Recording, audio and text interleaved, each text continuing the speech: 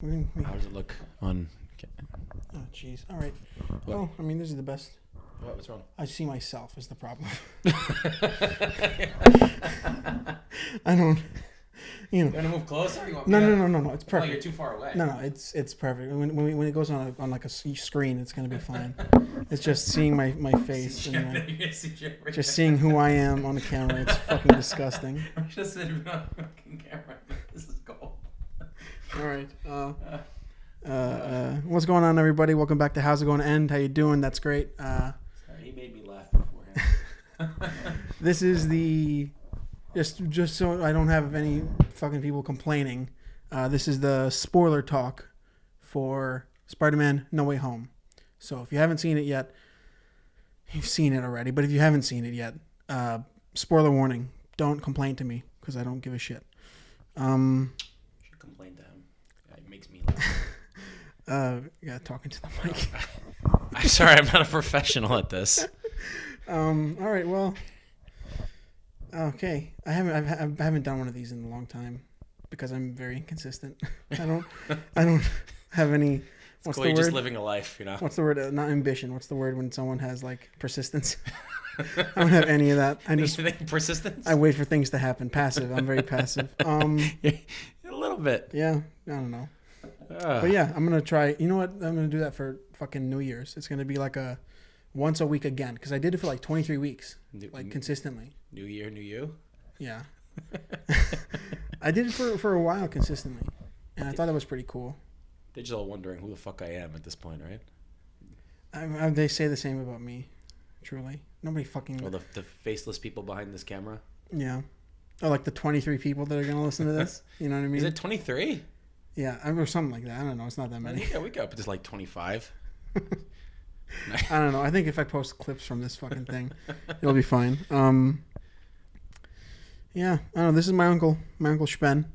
He's the guy that got me into like movies and comics and all that shit. So he's the reason why you guys always hear me fucking complaining about stuff. Pretty much the start of it. And I'm an optimist. Also, they're never gonna get my name right, like ever. You should just said your uncle. Left it like nameless, like the man from Uncle. A lot of people don't even know my name in this shit. I have it on Instagram, but no one actually fucking knows. They call me comedian. You know how much I feel like you have like a moniker. Phony? I mean, like yeah, but I feel like such a fucking phony. Why? Comedian, and it's like you guys. I kind of did it because the character, and I kind of did it because I one time did stand-up comedy. It doesn't really work that way at all. Yeah. Jesus.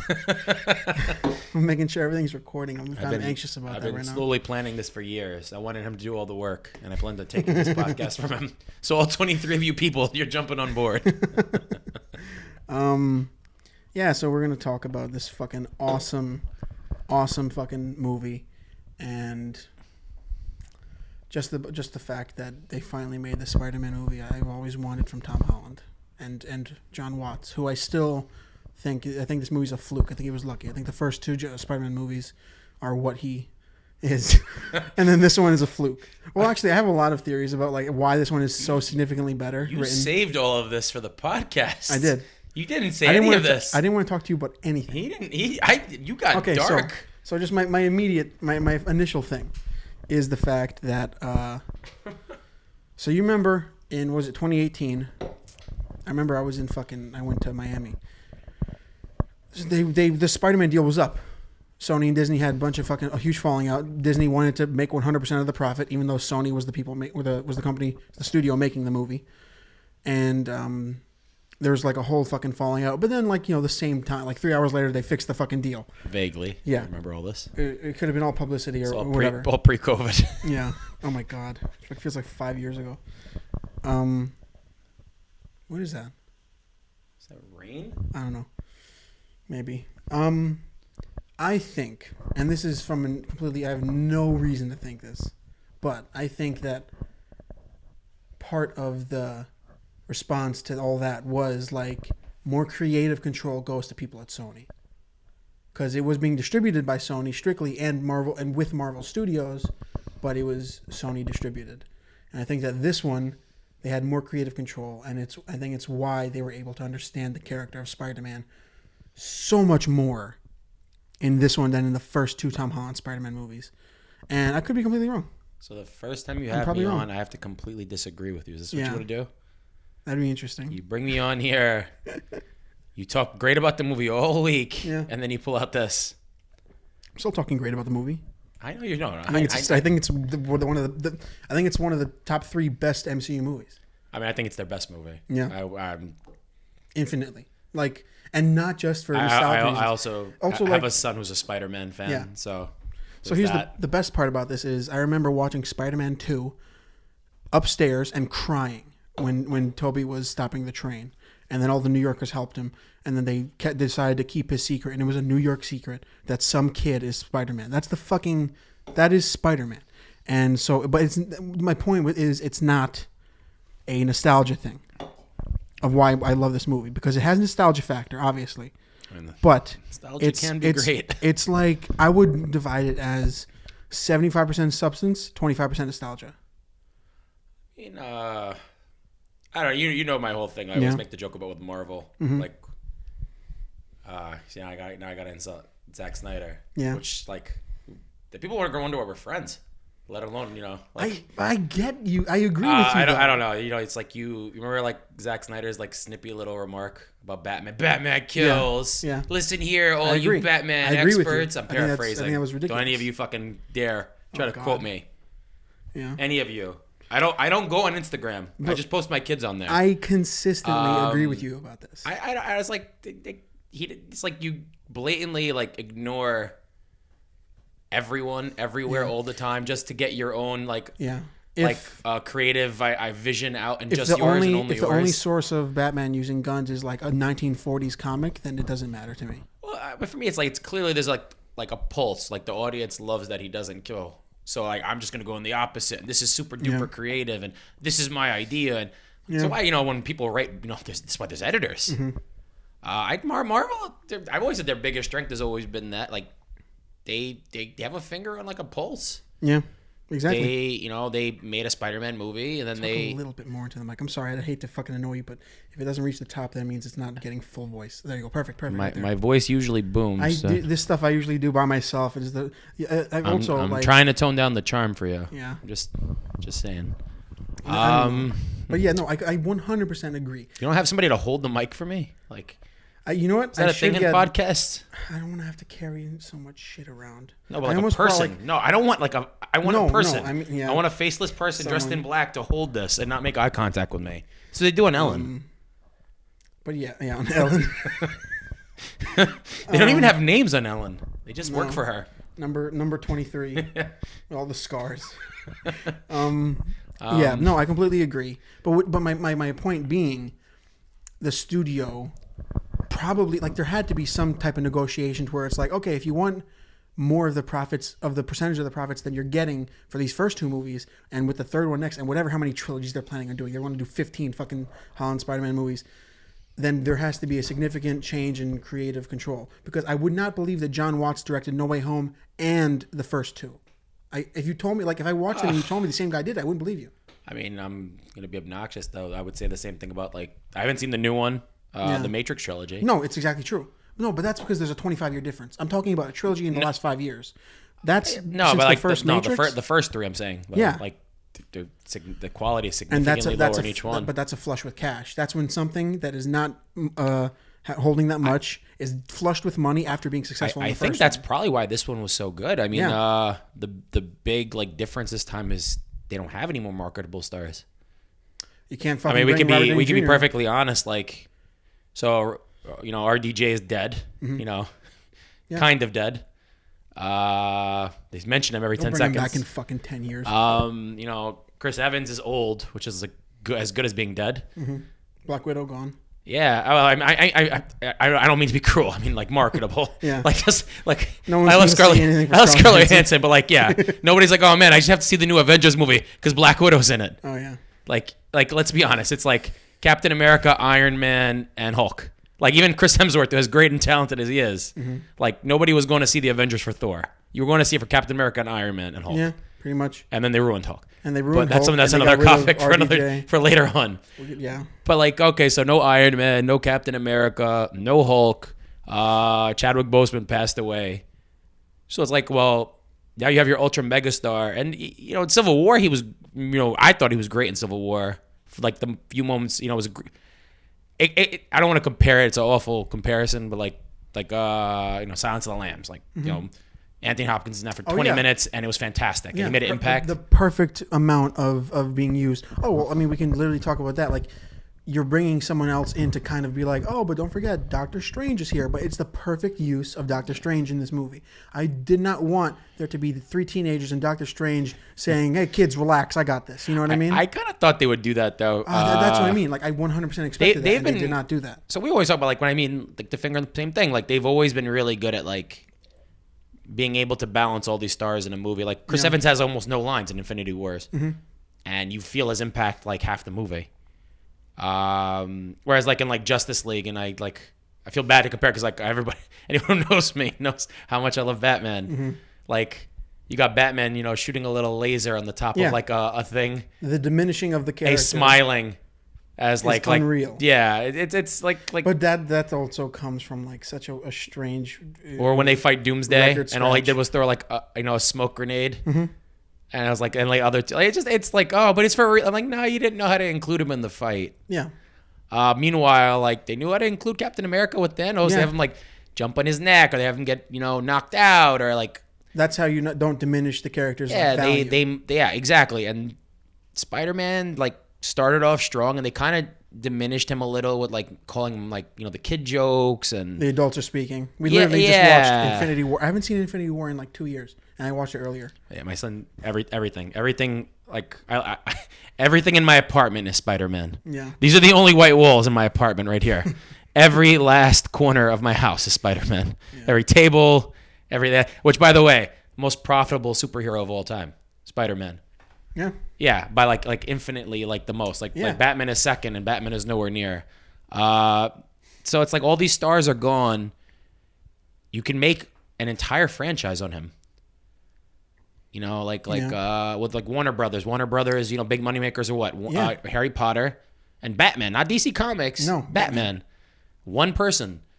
It's like, well, that's someone saying like history is repeating itself with there being a kick-ass Spider-Man movie, which is preceding a kick-ass Batman movie coming out next year. I mean, Spider-Man is bigger than probably, I'd say, all of Marvel. Yeah. I mean, infinitely. Like I don't think all of the Adventures times 1,000. Yeah. I mean, pretty much. So I just think they kind of like realize like they've lost that star power, mm-hmm. and they have to like accentuate their best character now. So what excites me now the most about this is the fact that I'm actually looking forward to John Watts making Fantastic Four after seeing this movie.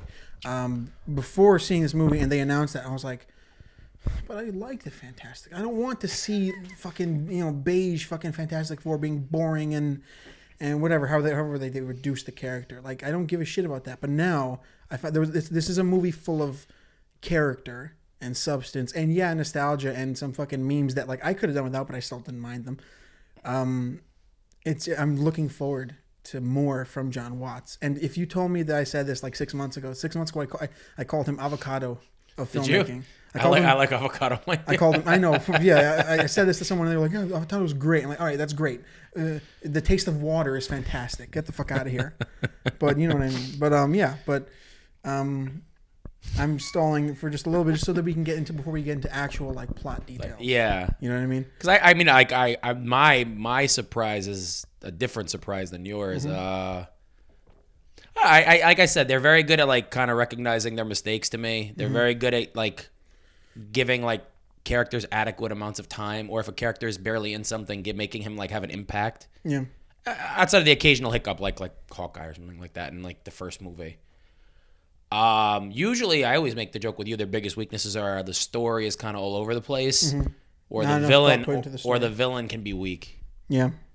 I thought everything in this was solid. I thought everything. The villain. I mean, obviously the villain. I say was actually besides the nostalgia was the highlight of the movie. So yeah, there's actually just I'm looking at fucking Screen Rant. The number one article is No Way Home made Green Goblin worse than Thanos. Meaning like he's like infinitely more antagonistic and just sinister than Thanos. And yeah, I mean, this is a version of Thanos who thought he was doing the right thing. This is a Green Goblin who knows he's doing the wrong thing and he loves it. And he's getting him evil. He's an evil fucking guy, and that plays into the age difference between Holland and Willem Dafoe, which is great. Like a 65-year-old man, or however old he is, somewhere around there. I'm sorry, Willem Dafoe. don't come after me. I mean, and Tom Holland, he could be 30, and he probably still looked like that. Tom Holland's like 24, but like that's what I mean. He looked 65 in the first Spider-Man. And Tom Holland, no matter like what, I think he's 24. Oh yeah, by the way, it's my birthday. I forgot to mention that. I was gonna do that later. I was gonna. Oh yeah. Son of a. I forgot. Yeah, we're recording this on my birthday. I forgot about that. You always ruin everything. You're like before your guests. Yeah. I'm not one of the 23 people who watches this. No, I watch this podcast. Yeah, but no, like the idea of Tobey Maguire when they made the first Spider-Man, he still looked like he was like 30. And he was playing a 16-year-old, 17-year-old. But Tom Holland you're making looks me feel like a old child. because every teenager looked like they were 30 because they were. Yeah, but that's like that's a joke. Is like the fact that everyone then looked older. Now. I mean, I told you this. It was like a pleasant surprise. You always kind of the joke I always make, but like chemistry is like one of my favorite things on screen. Like, look, I love Robert Downey Jr. Robert Downey Jr. comes across as asexual as humanly possible. Like, I'm positive, like, his kids are adopted. I'm sorry, folks. There's no way you're telling me that man has sex. That's like, hilarious. Come on. So Gwyneth Paltrow's like literally like the only woman to ever bring that out of him, which is like clearly intentional.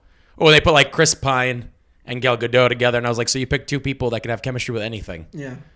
So, and I'm not just talking, it doesn't have to be sexual, but like it can be anything, like just two people interacting and clicking. And William Dafoe actually had better chemistry, I thought, with Tom Holland than he did with Tobey. Yeah. Like, 100%. I don't know if it was the age difference or... But also, these are... The look of innocence, and he looked evil. And let's also remember, this is a Green Goblin that has been brought back to life, and he realizes it. His death has made an impact on him, and he does not want to go back to that. And they got rid of a lot of the campiness with because it's the same theme as the first Spider-Man movie with Green Goblin. Yeah. Like him like laughing at like the hero morality. Mm-hmm. And I mean like it's a cheesy thing, but everything's creative is cheesy, really. Yeah. But they like kind of stripped down the campiness and like they made it pretty believable. I mean I don't know, can we get into spoilers? Like, do we? Yeah, I mean full on spoilers. Who gives a shit? My wife is one floor up, so I don't want to like say it too loud. Like, so my boo thing, Marissa Tomei, like, when she dies. Oh yeah. When Aunt May dies, it was great. Like, it's like he beats his ass, and then shit him, and he enjoys. That's got to be the best moment of the movie. It makes the hero question your morality. She's dead because of you. It's your fault. Like, you decided to like be holier than thou, and it cost like one of the most loved people in your life to like die. Yeah. So it was they made it like they just stripped out a lot of the campiness of that whole thing. Yeah. I that was my big surprise. I'm not a fan of Marvel villains outside of like Thanos and Loki, and even that sometimes that can be hit or miss. So I was like I love Michael B. Jordan. I was rooting for Michael B. Jordan more in that movie than I was for Chadwick Boseman. Yeah, well, that's because I also did this thing on Instagram the other day talking about the difference between an antagonist and the villain. And yes, sometimes it's both. And the majority of the time it's like, I brought up Breaking Bad, the perfect example of the antagonist being the main character and the protagonist being the villain and the antagonist being the hero. And that's Walter and Hank. And Hank we don't want him to beat Heisenberg, but he's the good guy. Yeah. And it's the exact same. And it's the exact same with fucking Killmonger. Killmonger is the... He was given so much to do in that movie. And Chadwick Boseman, as great as he is, he's not given as much like... Yeah. He got all his emotional depth out in Civil War. That was the best. When that moment on the fucking cliff in Civil War. I always make it's like the Batman joke. He's like very dry in Black Panther. Mm-hmm. And Killmonger, Michael B. Jordan's like still on the show. Yeah, it's the Dark Knight. But it was like nice. It was like nice to have a villain who was just was a fucking asshole, honestly. Yeah. He was a fucking jerk That's gotta be face. the best moment of the entire movie for me personally. Like sitting in theater, and I remember the entire time we're watching the movie, I'm like leaning into you, going, Yeah. oh shit, like I wasn't screaming because I'm not that kind of asshole, but like that was intense when he flips onto his shoulders and he's just bah, and then Willem Dafoe's fucking teeth just smiling at him. Yeah, He's his horrible looking that's teeth. so good. That's a Green Goblin. That's a Norman Osborn thing to do to fucking Peter Parker. You know what I mean? When he's strangling at the life out of his little fucking of Tom Holland's little Holland's body. His 5'3". He's not 5'7". He's not. I don't know. He's a tiny Spider-Man. He's strangling him, and like Tom Holland's like turning blue. He's like, Peter, your morality's choking you. And I was like, yeah. Son of a bitch. That's and so Tom Holland's good. trying to, it was good. Even like I thought it was like Marissa. God, you're gonna. I mean, you know this about me, so I hide it with humor. So I have two children recently, and I told my wife, like, when I watched it, I was like, it was like the first movie, because when the first movie came out, I was like, it was very different. I was like, okay, the hot mom, hot aunt, but I was like, she never really felt motherly to me in the first two movies. Felt like a sister. Aunt May is supposed to be. I mean, you remember the maternal. I'm heartbroken. leader. I don't remember her name now in Amazing Spider-Man because she's one of the best actresses Oh ever. God, no, that's Laura. Or something. Oh yeah, I'm gonna be really upset right now. I don't Sarah, remember her name. Find out. Yeah, you gotta look. But just they always did like Sally Fields. Yeah, I didn't have to fucking Google it. Fuck fucking. yeah. But it's just like it's Aunt and Uncle raised him. Also, they're essentially his parents. They're these old people who raise him past their years. But that's what comes with the territories. You casting, old people. Yeah, and Marissa Tomei just never. Marissa Tomei, who is fine, and she does not look like her age. And what is she? She's 50 something. But I've seen her. I've seen her like get past like it has nothing to do with her look. I've seen her like carry things like. I just think they didn't give her anything to work with. Like she just never felt like his like mom figure. Like a roommate. And in this one, like she did like. It felt like she killed his mother. Like so that's the best part is relating all to the fact that they got a Spider-Man story. They didn't put him in fucking London. They didn't bring him to the Washington Monument because that's what people want to fucking see, him climb the Washington Monument and no swinging whatsoever. They made a Spider-Man story where a relative of his. You're seeing how heated I'm imagining like a bunch of fuckface executives in a room. New York's overplayed. It's overdone. Let's bring him to fucking Portugal. Portugal. What's in Portugal? Oh, no. Something over here. Something like New York. Something shittier than New York. Washington D.C. The poster's going to include all the monuments. And hopefully none of your viewers are from D.C. Sorry, D.C. You're not New York. Yeah, come on, Jesus. You put Spider-Man in New York, and you give him a loved one who has the pass, and they basically, what everyone is saying, which is obvious, they gave him, this is his origin. Yeah, of course, we didn't get to see Uncle Ben die for the 75th time. You pass it on with Aunt May after they do it with Spider-Man and PS4. It made it fresh. And it fucking kicks you in the gut. She bestows upon him the lesson that we fucking knew he needed to hear. Not the whatever Marvel could do at the time. When the bad things happen, they happen because of you. Like that, I get it. You couldn't do exactly. You didn't want to rehash everything exactly. This fit in like a perfect puzzle piece. Her passing that line on. And then Toby and Andrew are in this fucking movie, and they complete the line. Well, it's perfect. The way they, once again, somebody's gonna cry spoiler, but the way they introduced them was so cool. Because they didn't introduce them like rescuing him. They didn't introduce them like. They introduced them. It was like a play. Yeah, I mean, like, and besides the comedy, and the comedy's adorable. Like, I don't mind. I don't always mind the comedy. It's nice to have some levity in a movie, especially after. Like later, and the especially death after scene. Seeing him, and they also they hinged on that for a while. Yeah, him May crying and holding her, and that is what I want. They gave them just the same connection, as different as they were. They're all loners. Mm-hmm. They're all shy, awkward, polite, nice guys, and they're all geeks deep down. They're all very, and it's like they all when something sad happens to them, they blame themselves and they. They're recluses. They hide somewhere and they sulk. Yeah. So immediately, to see Toby and Andrew Bond. Yeah. And they both carry. They're both great actors at carrying emotion. Oh God. Tobey Maguire is very it's like a sad stoicness. And Andrew Garfield's Andrew Garfield makes me want to cry. Andrew Garfield is I want to hug that beautiful man. I need to say before anything else about Andrew Garfield I'm not going to be the person that's like, you can't like Andrew Garfield as Spider-Man now if you didn't like it back then. Because that's kind of stupid to me. Because that's all I'm seeing on Twitter. Because fuck Twitter.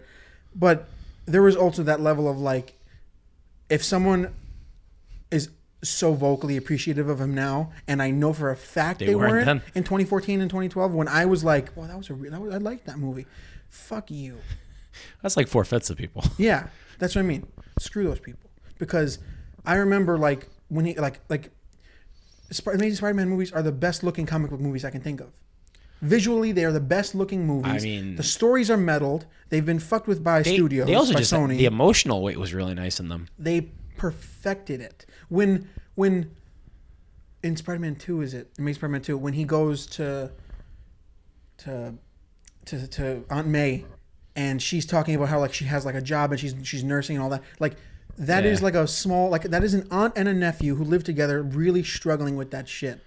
I always loved. It's a cheesy like little like one like there was a bunch of cool moments. There's when he saves the kid in the car. Yeah, in the fire. He takes his mask off to humanize himself. Yeah, or that is Spider-Man. Or just even like when he's fighting the lizard, it's poor Peter Parker all alone, and because it's just like there's just like it's the constant like misery of being Spider-Man and just being sad. I mean, it's such a how fucking excited I am to talk about all this shit. They had a better fight. I mean, I told you this. My favorite thing about Amazing Spider-Man compared to Spider wasn't even something big. It was something small. It was like the fight with Uncle Ben was more realistic. Oh yeah. It was how many fucking parents have like fuck-faced kids who like forget something really important. Like he forgets the eggs. He does all these little nuisances, and then it's like you're supposed to pick up your aunt, and she had to walk in the middle of the night, and he's trying to teach him responsibility. And he's also like that all goes to fucking like. And he's young in that, and they're playing the age difference. Martin Sheen really killed it in that. I mean, I can't remember his name. I'm sorry. I know he died not recently. Who played Uncle Ben in the first trilogy? Oh yeah, he's excellent, and that's a great Uncle Ben. Martin Sheen's was like a modern Uncle Ben. Yeah, he was an Uncle Ben of the 2010s. I mean, they were just the cool uncle who understood Peter, and he knew like when it comes to. Sorry, Red Bull makes me burp. Yeah, no. When it comes to fighting. Product placement, free Red Bull. Yeah, I don't sleep much. You know what? Actually, talk about product placement. Pass me the fucking the whiskey. Screwball peanut butter whiskey does not sponsor me, but I want them to. So if they want to give me money for saying this, or just like a hoodie, that'd be cool. Let's get those glasses. We'll get those 23 people to buy Screwball. Yeah. Unless you're 13 years old and you live in India. I'm sorry. I don't know if they sell Screwball in India. It'll happen. No. I'm barely on Instagram. I'm just saying. I know that's like a fan base. Oh, jeez. I don't have the mic, so you gotta talk. I'm watching you pour slowly. Yeah. Watching the fan base dwindle. Yeah, I know. I mean, I always said Amazing Spider-Man. It's kind of like the Netflix shows, the Marvel Net, or like the Marvel shows. Just the story's kind of all over the place at times. Yeah. But the acting is top notch. The emotional weight, right in front of the rookie me forgetting him on camera. Oh, you know what? It's actually give it to me for a second. That's probably better to have it on camera. That's smart. Look at that. You're already paying for yourself. I'll leave it right here. See, and that way they have to give me money. So now it's your idea. See? Yeah. Before it was my idea. Do I look at you? Do I look at the camera? This is very hard. Nobody told me this. This is the shit. Well, happy birthday. I was gonna. Yeah. It's all downhill from here. It's been downhill for 7 years. It's been downhill. I watched Tobey Maguire get old. I was at the first Spider-Man movie. Yeah. Listening to Nickelback. Yeah, okay, so listening to Chad Kroeger play Hero? I also want to talk about that for a second. I can't not feel like a hero listening to those. Is that too many negatives? I fucking love that song. And they say that. Like, that is... I want to leap off a building. You mean all their songs? Yes. I love all their songs. I don't give a shit how much shit they take. You know what I mean? Unless they're like, what's his face from Smash Mouth? I'll never admit it live. Unless they're what's his face from Smash Mouth, who's like been like outed as a Nazi recently. He's been doing fucking Sieg Heils. He's a Nazi? The lead guy. He's been doing like Sieg Heils, or maybe I think he has. I feel like we live in a comic book world nowadays. I need to find that. Yeah. Oh yeah. Oh, we've been living in a comic book world. Yeah. Smash Mouth's Smash Mouth Nazi. I've read about that somewhere. He was doing Sieg Heils at a fucking concert. Yeah, there we go. Smash Mouth singer accused of doing Nazi salute in you went from doing the loser shocking, salute to the Nazi salute. Yeah, shocking, chaotic gig. I'm not going to play We're it. just all over the place in this podcast. I don't want to play the video on the podcast. I don't want to get fucking. I'm going to be the Steve Sherpa. Yeah. Sharpa? Okay, so you're Michael Imperioli. So he might have actually been having a mental breakdown because it says here he was doing Nazi salutes. He was screaming to the crowd at one point. And everybody would get caught. Pretty much, yeah. But it says here he was screaming to the crowd, "I'll kill your whole fucking family, I swear to God. Fuck you bitches." With the middle finger and then doing the fucking Nazi salute. Well, so back to the Spider-Man 1 song, the first trilogy. I don't even know where to go with this now. Yeah, I don't know. That was a weird speed bump. Those feel good. Like that makes me feel like Spider-Man. You know what I mean? Yeah. That makes me like listening to those songs, and I know it's fucking campy, and I know it's super like early 2000s cheesy Sam Raimi, but I fucking love that. That feels like Spider-Man. The first two of this trilogy until now, like sure they got the orchestra doing the Spider-Man song. It doesn't feel like Spider-Man to me. I guess because they kind of stripped him down as like. I don't know. He's like, even though he was the protagonist at times, he was always kind of like the little kid protagonist. Like, everyone loves Robin, but Robin not really respected like Batman. I keep making Batman references. It's terrible. It's perfect. But it's just like, it was like he was always kind of like the kid brother or the underling or the doofus. Even like when he was him, like even like they make fun of the Spider Sense and his Peter Tingle, and it just like he there was never like an importance to him. Like Black Panther's on screen, he's a badass. Tony Stark's on screen, he's a badass. Like Hulk, they did the same thing to Hulk. They just kind of diminished them by making them clownish. They realized that what rakes in the fucking seats and the dollars and the love for the MCU is, that silly fucking Mark Ruffalo. That's silly Tom Holland and Robert Downey Jr. and all that I shit. think look, you could be silly and be taken. Like I said, there's Robert Downey Jr. is he's Robert Downey Jr. in every movie. Yeah, you take him seriously though. In every battle, every scene, when he ramps it up, because very few characters in the Marvel universe play the straight character. Mm-hmm. Like who's like constantly deadpan and straight in the Marvel? Benedict Cumberbatch, Elizabeth Olsen. Mm-hmm. Like who else? Nobody else. I think everyone. Even Chris Evans. Even Chris Evans in Infinity War is like he's like somber and quiet. They had like they throw in a joke here and there, like yeah.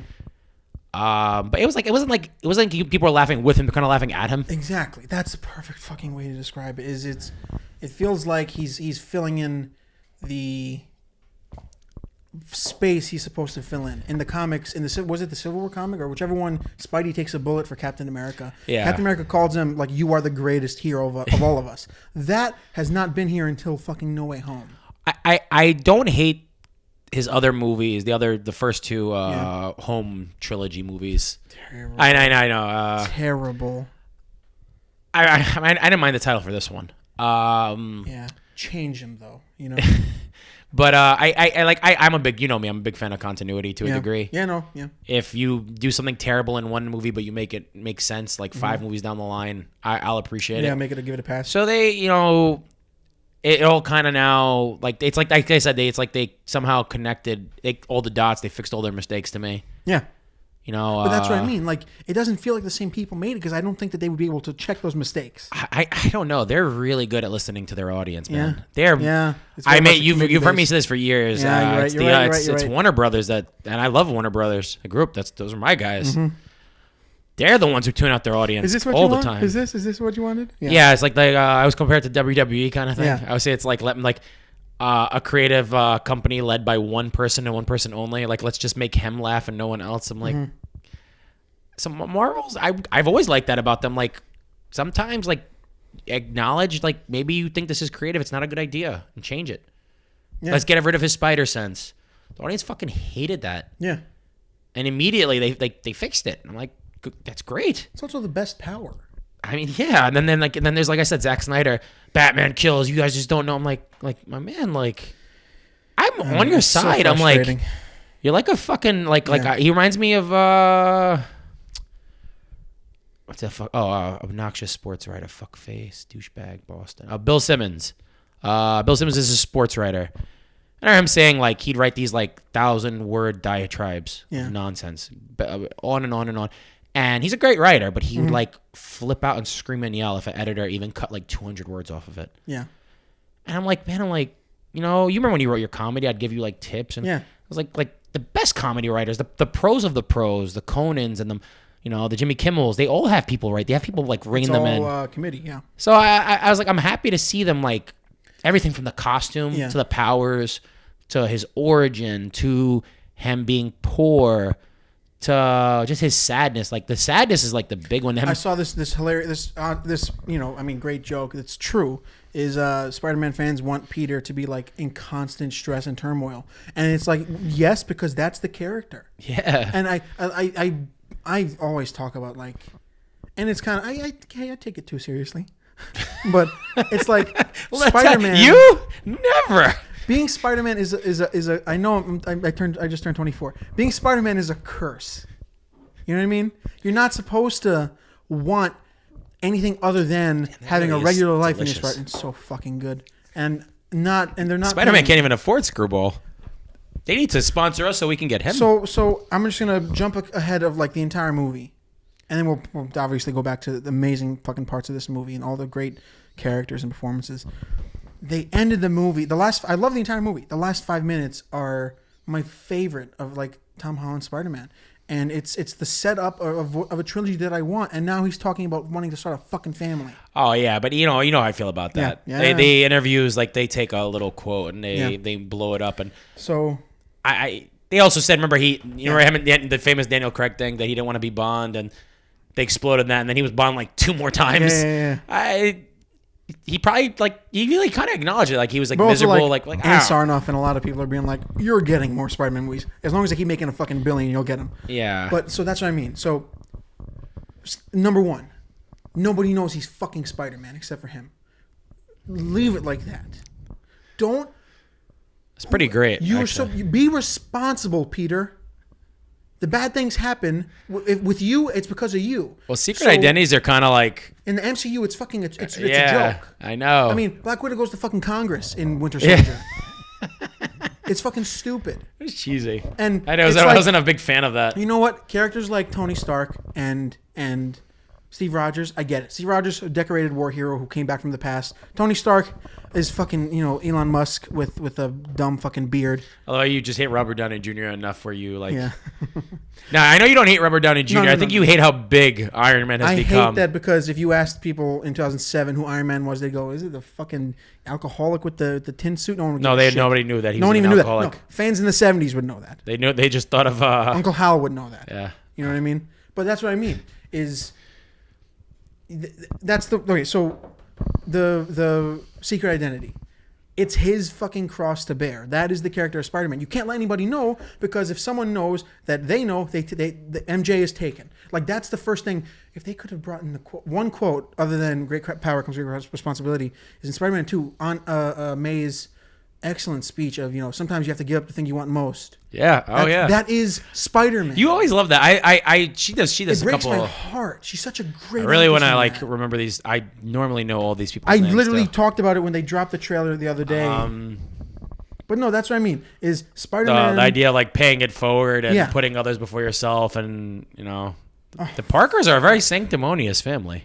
It's so goddamn good, man. Right? They're like Rosemary Harris. Rosemary Harris, yes. The equivalent Aunt May, because she passes after Uncle Ben is gone. You know what I mean? He doesn't. It's the existential crisis. Yeah, during his existential. But he wants to be like everybody.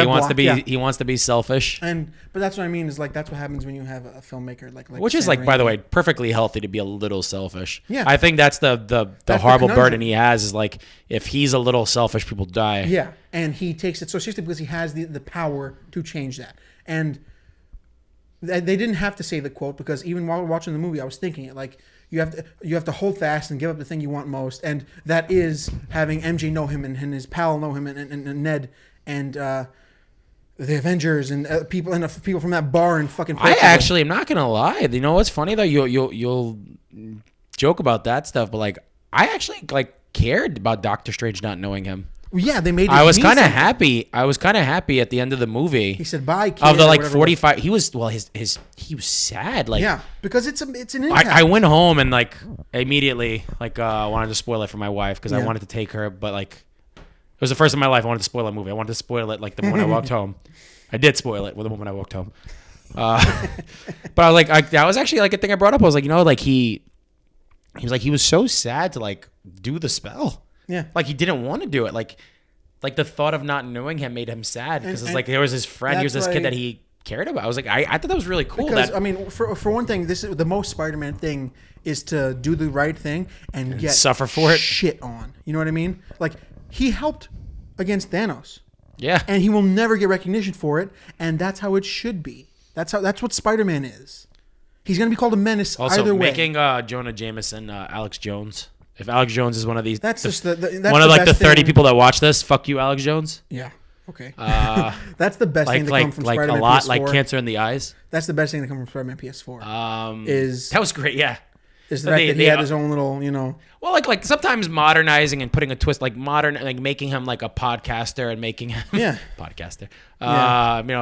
Like all that, just the green screen stuff was like great because Jonah Jameson would catch on like YouTube. Yeah, he'd be an anti-vaxxer, Jonah Jameson, right? Yeah, he'd totally be an anti-vaxxer. Exactly. And probably say like the vaccine makes you into Spider-Man. I just want to like J.K. Simmons. I love you. I love J.K. Simmons. I love everybody in this. I think everybody brought the bacon, right?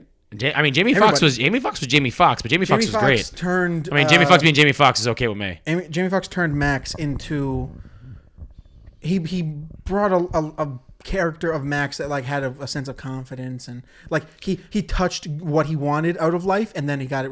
He still gets to look like Jamie Foxx, but like not that. Well, he was like he was like comedy and he made fun of like the things that people didn't like and amazing. But that's another thing I love. I don't like self-aware humor. I like self-acknowledging humor. It's a huge difference to me. Is you can make the joke of like you gotta be careful where you fall. Yeah. You don't want to fall into a super collider or a vat of eels. It reminds me of him in Baby Driver. Actually, yeah, exactly. I also liked like in the one moment where he was like he got to act like it was very Jamie Foxx was Jamie Foxx, and there's nothing wrong with that. He was like I would pay to see Jamie Foxx be Jamie Foxx. When he said he was all tapped out. Yeah, it was cool. It was like in that moment, like he just felt like this loser, and the powers made him feel special. And, yeah. As I say, like everybody had a moment in it. Thomas Hayden Church was like, he was just great as Sandman, like because he's not. He wasn't like the prototypical evil guy. He was the guy that didn't want to be there. Yeah, but also was like, don't fucking trust any of you motherfuckers are gonna put me in prison. Exactly. That was they everyone. I can't think of one person that was like a weak link in this. I was genuinely so surprised by how they handled all these characters. John Favreau. Stupid fucking name. Sorry. I mean, it's Spen and I say that. John Favreau was actually really good in this too. Yeah. I really liked. Like we've jumped around a lot, and we'll hone this in. I promise. Yeah. But like the speech in the end, and it was like the little like nail in the coffin of nobody remembers Peter because Doctor Strange cast a spell that nobody remembers Peter Parker. People, he walks up and he's like, and he brings up like, hey, they don't mention Tony Stark, which I really love that he mentions him without mentioning him. Yeah, I had a friend and all that. I had a friend who like reminded me of, this is the second time I've been through this, and it was like really sweet. I'm not doing it justice, paraphrasing. Like it was really well done because you just felt like he was kind of all alone and sad. That's an emotional weight that we haven't seen. But like in the moment, like you saw, like a few scenes earlier, like he gets arrested saving Peter, and it's like now he doesn't even know who the fuck he is, and. It was nice, and to hear the little cliche Peter Parker stuff about paying it forward, and because that is Spider-Man. You know me, I've always made that joke. Like I'm a big believer in that. Yeah. You try. Like I make the joke all the time. My only weakness is guilt. So it's like you try to you should want to do the right thing. Like doesn't always mean like you have to benefit from it. So it was like I was like, oh, even Happy Hogan got like a good scene because I'm not a fan of Jon Favreau in most of the movies at all. I love Jon Favreau. They didn't really give him anything, but like every person in this movie had a moment that was held down. Interestingly, and every other like people are. I can hear people bringing up the scene in Far From Home where he goes and picks up Peter, and they're like both talking about how much they miss Tony Stark. Which who gives a fuck? I don't care. He's gone. Get over it, Peter. You knew him for like how long? Come on. I haven't seen you cry for Uncle Ben once. Tobey Maguire always cried for Uncle Ben. You know what I mean? But my point is that's an emotional moment where the two of them are in the Quinjet and they're talking, and that gives him like the weight to go and make his own suit and go and fight Mysterio. That moment, I feel nothing. Or not nothing. I don't feel what I felt in that moment in No Way Home, where the two of them are together, and it's the most subtle, nuanced exchange. Also, did you notice they dressed Tom Holland like an adult in the end of No Way Home? I mean, he's literally... It was pretty good, because he's like Tom Holland, like, love Tom Holland, but like... Always putting him in fucking sweater vests? Well, he always looks like he's 11. Yeah. And it's funny, like, the end of No Way Home, like, they just upped his, like... his clothing game, and suddenly he's wearing like jackets. So yeah, and he actually looked like older. Yeah, he was like a boy kind of becoming a man. It was almost like as I said, the first three were like, if you put them together, it's kind of like a coming of age thing. And now he's like, that's what I've read, which is I agree with, is the idea that the first drink one coffee. Is, yeah, exactly. I couldn't imagine Spider-Man not drinking milk. The first one is he. it's full of ambition. The first one. We'll go from Red Bull to Screwball to coffee. Yeah. Batman oh God. Mug. Yeah. Batman is better than So that's number one. Nobody knows he's fucking Spider-Man. Keep it that way. Unless it's an accident. You know what I mean? And not an accident like someone walks in and they go, what the fuck? Like, fuck off. I don't want that anymore. And for my Spider-Man movies. Number two, he has to deal with the financial shit. A key consistent character trait is that he's always like, he can't license over his character. Like there's that plushie in Spider-Man PS4. And and he would have made like a shit ton of fucking money, but he would have had to reveal his identity. Oh yeah, I forgot about that. You know what I mean? Yeah. I just played it like full through in a day the other day. That's why I remember it. That is fucking Spider-Man. He gets evicted. He lives in a shitty apartment. I mean, yeah, like he's fighting Rhino. It's and funny. We've talked less about the movie and more about like all the things the movie. Well, all the things the movie undid. Also, yeah. Like I said, they came up with like I'll give them this credit. You're actually usually this guy more than I am. I'm more of a stickler for things. Mm-hmm. Like they came up with creative ideas. Okay, Spider-Man goes from a house to an apartment building. Spider-Man's aunt, is old. We make her young and pretty. Relatively young, yeah. Well, we won't mention Uncle Ben. It's been done before. They did all these like little things. We'll get rid of his spider. And like I don't like any of these things, but they did them. And I'm like, okay, there's no wrong. Making moves, yeah, exactly. And they saw like, really, it really wasn't clicking like the way it should have, and they undid it. But we haven't even like really gotten into the movie as much. We've mostly been about just how like it's like they reconned almost Spider-Man. How it genuinely feels. Because it does. It feels like they reconned Spider-Man. It feels like they completely like. I don't know. It's like in a comic book when like. Or in a soap opera when everything's a dream and you wake up and it's like, oh, it's a new season. That didn't happen. All that terrible. Exactly. All that season of Roseanne. Fonzie never jumped the shark. Yeah. Roseanne never won the lottery. She's still white trash. Okay, number three. He makes his own fucking suit by hand with a sewing machine. Yeah. Was that one of your favorites? That was one of my. I appreciate. It was a nice little nod. Like I enjoyed that moment in Far From Home when Back in Black is playing. And he's like doing his own fucking thing. And that's cool. I actually enjoyed that because it seemed interesting. But it's not Peter Parker. I'd like to think that he saw Toby and Andrew and like could tell like, hey, that's not Stark enforced. I thought it was more of like a nod to Aunt May. Oh, yeah. I mean, exactly. Because she cleans his suit at one point. Like I thought it was like a nod to that. Like she probably taught him how to sew or, they're like a frugal, cheap household. So he probably had to like... He's probably had to wear like hand-me-downs and stuff like that, for forever. It's so. I mean, we also had of the so far 3 trilogies. The first 2 trilogies had like in their first movies those montages which are so like 2001 and 2012. 2001, it's very like fading images and and all that shit, and you have the Sharpie drawings, and that is very 2001. And then 2012 is Andrew Garfield scrolling through online and being like spandex, everything. Oh yeah, YouTube, spandex. It's like so good. And in this one, it's like we didn't get to see it, but I can picture it now at least. I can imagine him putting it through the fucking sewing machine, and it means more than him going through the fucking digital scroll of like all these different suit combinations he can do. That means more as like a viewer to me than watching it in Far From Home. I was gonna say we should break down the movie from the beginning to the end. Now, we've gone over our favorite parts. Yeah, that's a good idea. Because I actually one thing I did like about this the movie was like. So I liked it, and I always bring up like Infinity Wars. I mentioned it. Like I always say, Infinity Wars was probably their best movie. Mm-hmm. The story, for the most part, was pretty solid. It made sense. There was very like little plot holes in it. Yeah, everything. One thing sets up. The acting was top notch. Everyone that was on screen outside of Chris Pratt didn't look like an idiot. Yeah.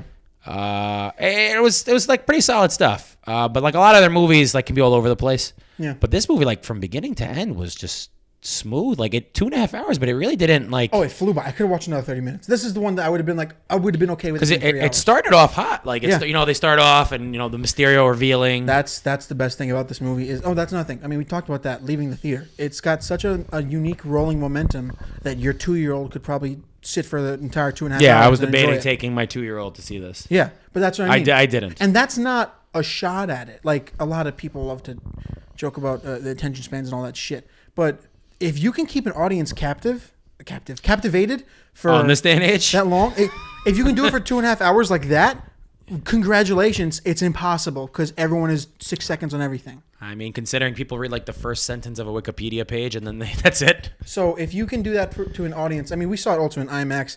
I've been making it a point now to only see like giant blockbusters in IMAX, and everything else I see at the Alamo Drafthouse. Alamo, if you want to send me a gift card, that would be cool too. No one's gonna see this. I forgot Alamo, pay it forward. Yeah, fucking pay it forward. They have You don't even believe in Megan. You fucking hate that line a lot. They have a Spider-Man menu at the Alamo. It's a green Goblin pizza that I really wanted to try, but I was gonna see it at IMAX. Yeah. But that's also, by the way, this is the movie to see in IMAX. Yeah, it's pretty filled out. Most of the action was pretty great. It was grander than any of these other movies have felt in a while.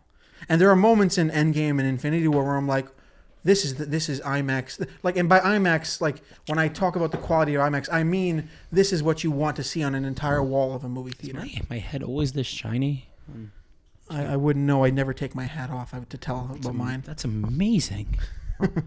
But yeah, so it starts off with an instant rolling momentum. Peter has to go down and get MJ, and I love that swarming moment. And I think that it would be handled differently in real life. I think it would be much more violent. I love the idea of like people being like, "Are you Spider-Man's girlfriend?" Like instantly. Yeah, they grab her and because for one thing, it shows like this mob mentality in real life. For another thing, it shows how everyone like them knowing Peter just in general affects their life. Yeah, and it instantly reinforces his decision later to not even talk to them. I mean, it's so good. It gives him like it's the starting point of the movie. It moves the needle. It's you see like they can't. Basically, it starts and he's trying to escape the media, and they have to move into like Happy's secure building, and they can't get into college, and he has no privacy in school now, and such on and so forth. And being Peter Parker, he decides like to be selfless and like I just want my friends to get in college. They shouldn't be punished because they know me. Which is a very, I mean, we joked about that in the theater after Doctor Strange brought up that point. It's like you didn't go to the appeal board or anything. Like that's a very that's a kid. Every kid would do that. Thing to do. Like teenage. You and I would have both. I would have done that. Yeah. I would have. My immediate thing, like he makes that joke, and you instantly come to me to like cast a spell, like a incredibly dangerous spell. Like I think most adults would do that too. I mean, instantly would have thought about doing that. But that's like such a great character piece because then it also reinforces his idea of like I'm gonna go to the whoever that fucking lady was to go and like and well he goes to Strange. Negotiate. He goes to Strange first, which I thought was actually a cool little. Yeah. It didn't really matter in terms of the plot, but it made some sense. Yeah. Remember Wong is the Sorcerer Supreme in Strange. Yeah. Also, which makes perfect sense. Exactly. But like, you go to Strange, and even like the spell, like, it cracked me up. Like everyone has some spazzy family member in their life. You've got a cousin. I have a nephew who does this, where he just fills every silent moment with talking. Yeah. And he's like performing this like spell, and he just. I wanted to point out the fact that the trailer sold it. I was super heavy on like it being Strange's fault clearly, and also like it was completely Peter's fault. Yeah, 100%. No, but they also sold it as like Wong being like, "Hey, don't fucking do it," and then he dips. He doesn't do that in the movie. I mean, it's fine. It's a trailer. As long as the trailer doesn't show you something that's not in the movie, like completely. That's what I mean. They show something that's literally not in the movie. Like Hulk. That was the only time I've ever been annoyed in a trailer. Oh, Hulk! Don't show me. In the Battle of don't show me Wakanda? too much, and don't show me something fake that doesn't exist. Yeah, the theories of like it's another reality. Yeah, but he was talking, botches the whole, puts the kibosh on the spell with his big mouth, And Well, that's what I mean. So, I mean, perfect just segue into the villains showing up. Just to also point this out, that him doing that is Homecoming and Far From Home Peter Parker. Oh, it works very well because it pays off in the end when he fully takes the sacrifice of, okay, do the spell, everybody on Earth, even including you. Well, also, if you go back to even the original movies, like Tobey Maguire, like puts his foot in his mouth constantly in like Spider-Man 3. Remember when when he gets loved, he's like, I'm kind of a big deal, and yeah. And then Andrew Garfield too, and it's like a Peter Parker thing. It's like that self-conscious tick of talking too much at the times or saying the wrong thing at the wrong time. So it was cute. He's a kid, and anybody who knows, my 2-year-old, and not even my 2-year-old, 6 a.m. talking about invisible skeletons. Like, I'm like, dude, you just said 5,000 words before I got to go pee. Like, I can't make eye contact with you right now. So it made perfect sense that he botched the spell, and the way they introduced the villains was fantastic. Well, so that's an excellent. They give you what you want. That's an excellent transition. It leads into, I mean, so you in the commercial, I mean the trailer, you sell it with fucking Doc Ock going, "Hi, Peter." Excellent. Yeah.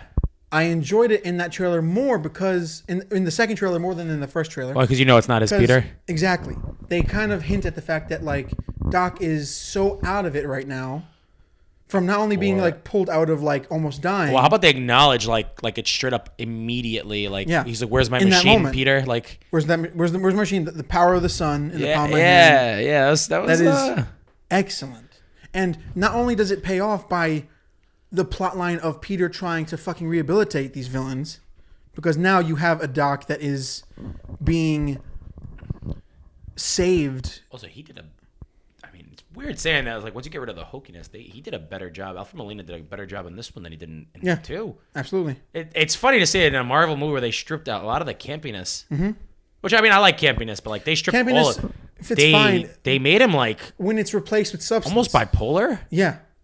Like he was just he went from being like a miserable bastard to like kind of a saint to a miserable and then they tease you like he's fighting Doc Ock, and Peter, like, it's a great fight scene and he outsmarts him, and he which was that's another thing. Other than that moment where it's like, do we know each other? There's not a lot of talking during that fight. No, it's a lot of action. He's legitimately like confused and terrified. Actually, Doc Ock trying to take his head off, and Holland's Peter fucking trying to just get the fuck nanotech. away. I didn't catch it. Was it in the trailer? Yeah. The way the mask revealed, because it was cool. He rips out the chest piece and he takes the mask. Spot, yeah. I thought that was really cool. It's well done. When I saw it. I was like, wow, that was really well. Yeah, really well done. Oh, also, I love the idea. Now, when I do like the Stark Tech angle, it's when it's compared against other types of technology. I love the idea that technology is so advanced in this Earth. Not only is there technology advanced, but like all these heroes, and in all these other Earths, it's just Spider-Man or whatever. I love the idea that it's light years ahead. Yeah, this is like Earth Prime. He can sync, like it's the ability to sync into the arms and then control it. Yeah, he chuckled. That's the comedy I like. Like, he chuckled. Great. Yeah, that's great. I mean, I would antagonize him forever if I controlled his arms. Because it is actual. It holds weight in the moment. You know what I mean? And not to skip by that, they introduce him for like the splittest of seconds. Yeah. Green Goblin. Mm-hmm. Just like a little like drop of him. And that is the one that takes you right out of it. That's the one that Holland's Peter's supposed to see and be like, that one made me feel like strange. That one made me feel uncomfortable.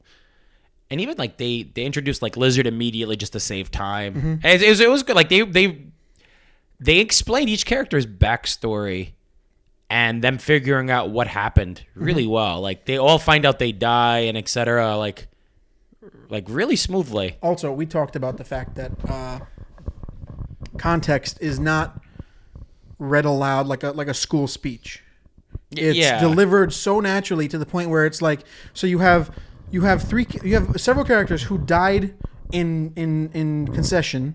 You have Goblin, Doc, and then you have Hayden Church, who's able to inform about them, and then you have Jamie Foxx, who's able to inform about. Well, Jamie Foxx connects Jamie Foxx also connects the dots of. They all died. Like, well, it's not just that. It's like his last memory was he was about to kill Spider-Man, and then he's like, and then it's just Jamie Foxx. He's like, oh shit. Yeah. He's like, oh, fuck. And then they ask Doc Ock, and it's like, I was about to power up the machine, the fusion reactor, and all that, and it's like a puzzle piece fitting in perfectly. Yeah. It's told so with such nuance that doesn't take away from the story, which happens so often with this stuff to me. And then they, the next thing's like, obviously, the moment, like, he starts to piece things together and figure out, because, like, Goblin makes himself sympathetic, which is funny, because, like, I'm an optimist, I swear.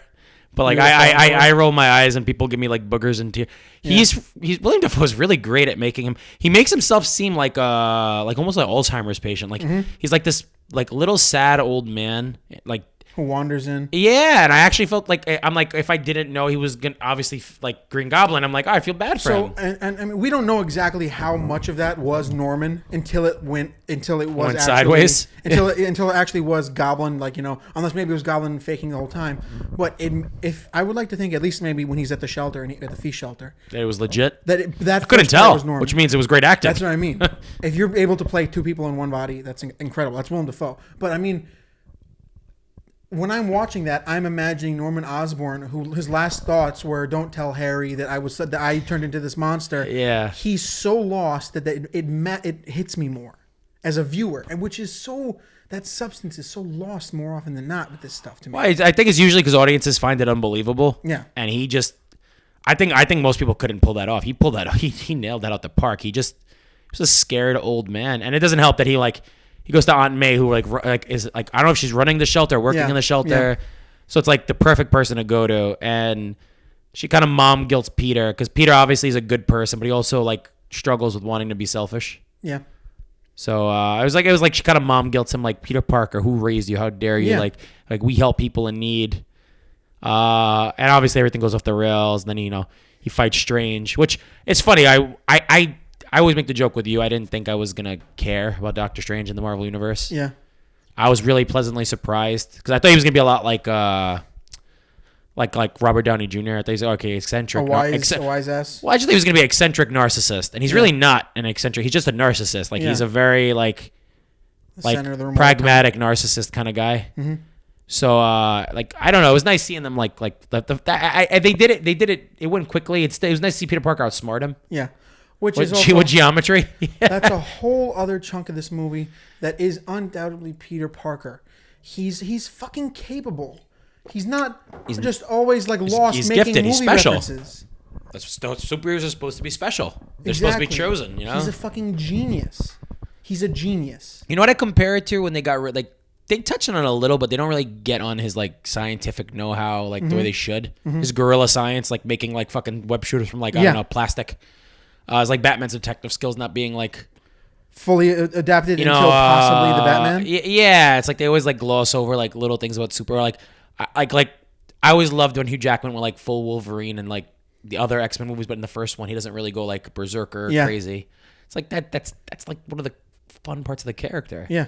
So Spider-Man being like this tech genius and like just he outsmart him, through like determination and sheer will and fucking stealth and guile, like he beats him, outsmarts him with math, which is it was great. Like you can do as many and teasing him as he did it too, and locking him in exactly with the webs and the trajectory and all that. But also a moment that I loved, that I know you loved in the movie, when he punches this fucking astral projection.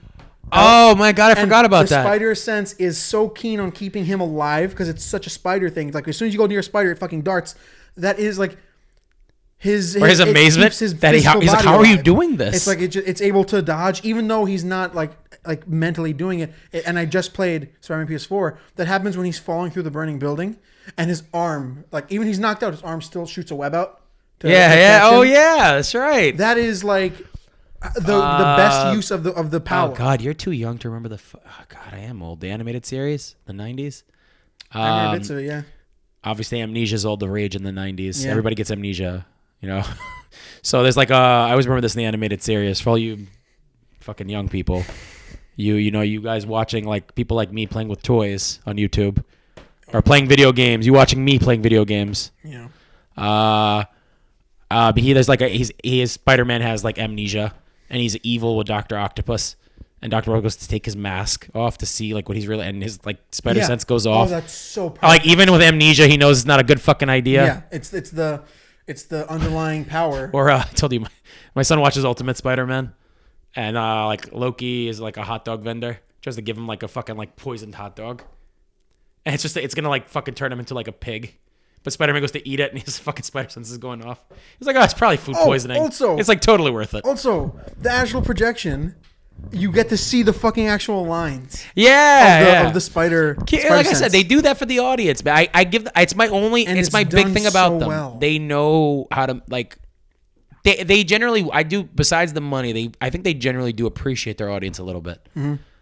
God, that was a good one. The astral projection. It's done so well. But then they get Strange out the picture. Mm-hmm. They completely glow. Or now it's like he's gonna cure the villains, which we all know is not gonna work at this point. We know it's a fucking terrible idea. He's got Aunt May in the house with him. Yeah. Stupid idea, Peter Parker. Very stupid. This is what I mean. Is the core of the idea is very Peter Parker to be like, if you have the access, you can help as many people as you can. But a lot of the pitfalls of this plan and of like his beginning plan is very.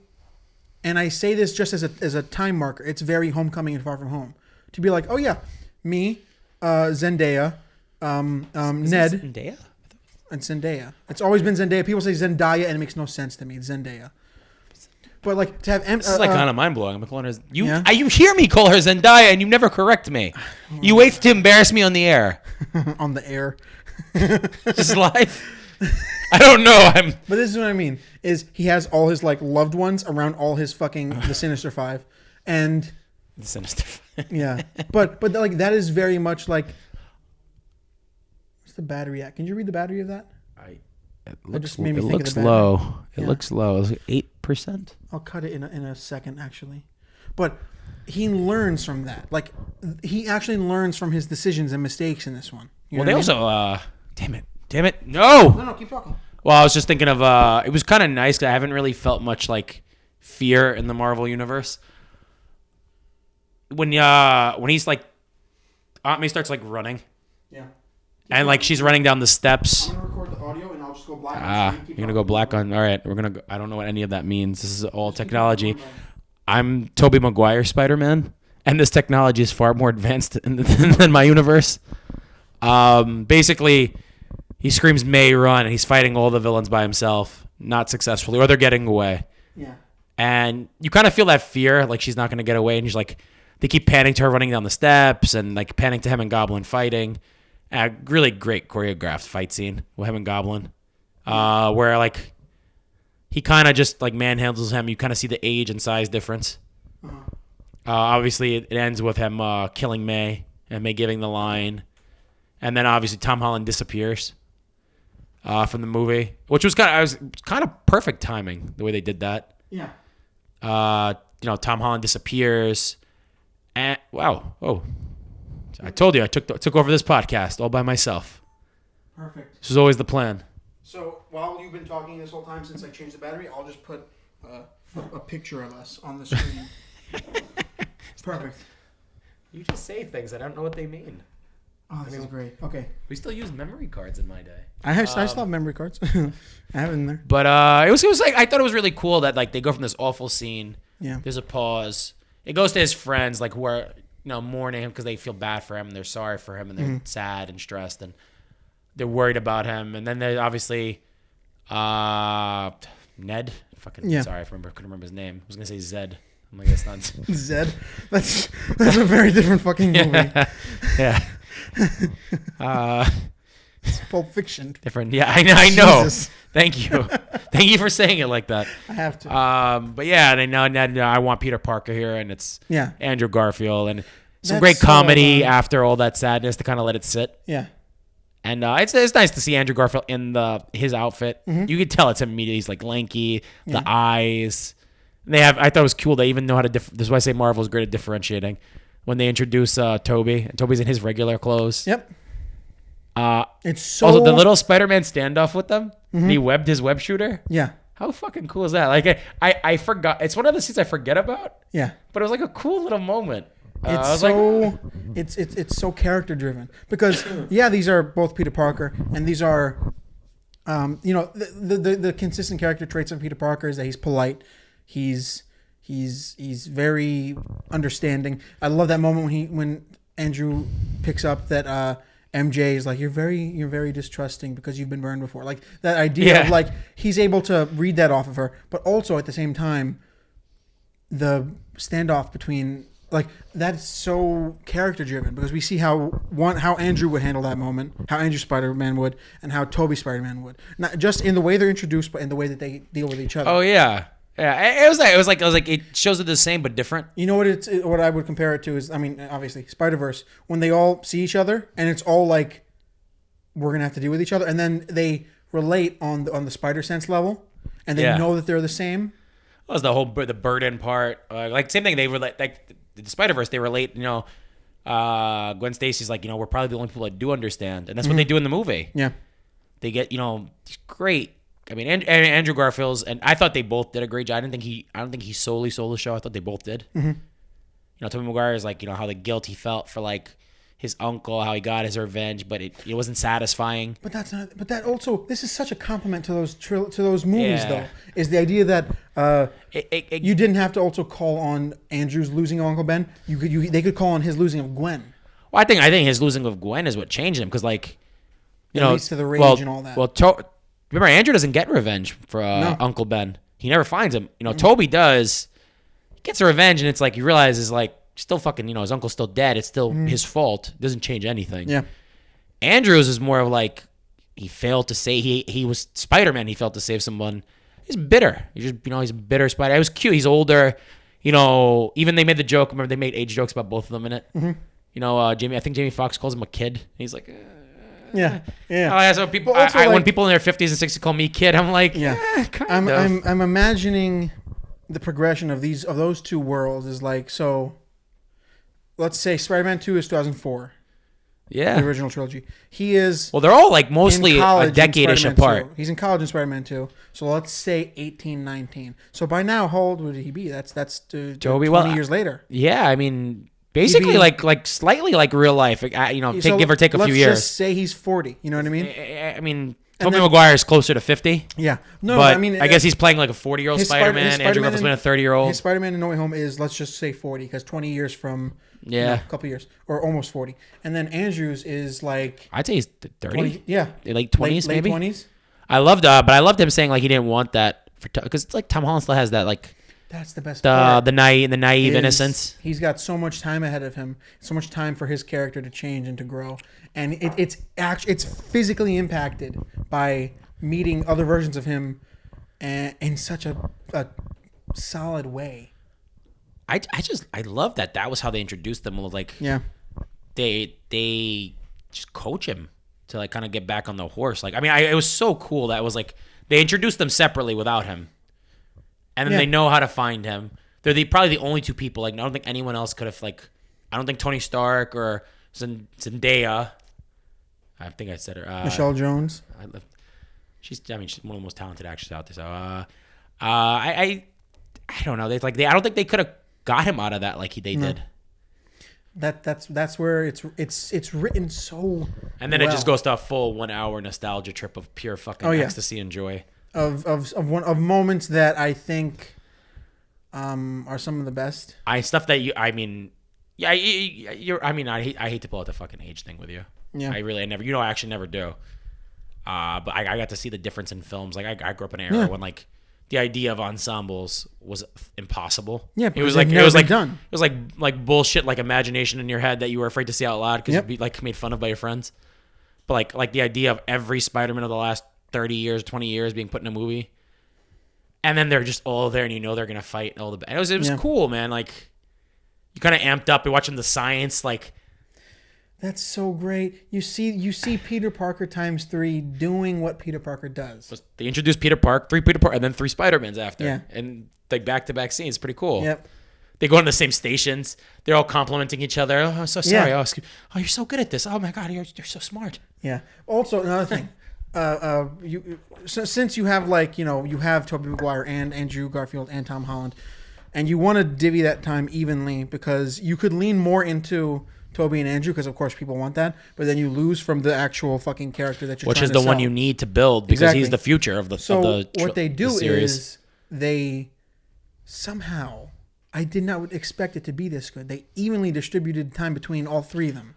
And in moments that they're really good at it, great man. Character interactions, like for example talking about Tobey Maguire's webs coming out of his wrist. Oh yeah, I was kind of happy they genuinely unique like interaction between the three of them in a moment where it's like, hey, no one's here yet, so we can just talk about this shit. You can. It comes out of you. We can't do that. I mean, I'd immediately ask him that. Like, yeah.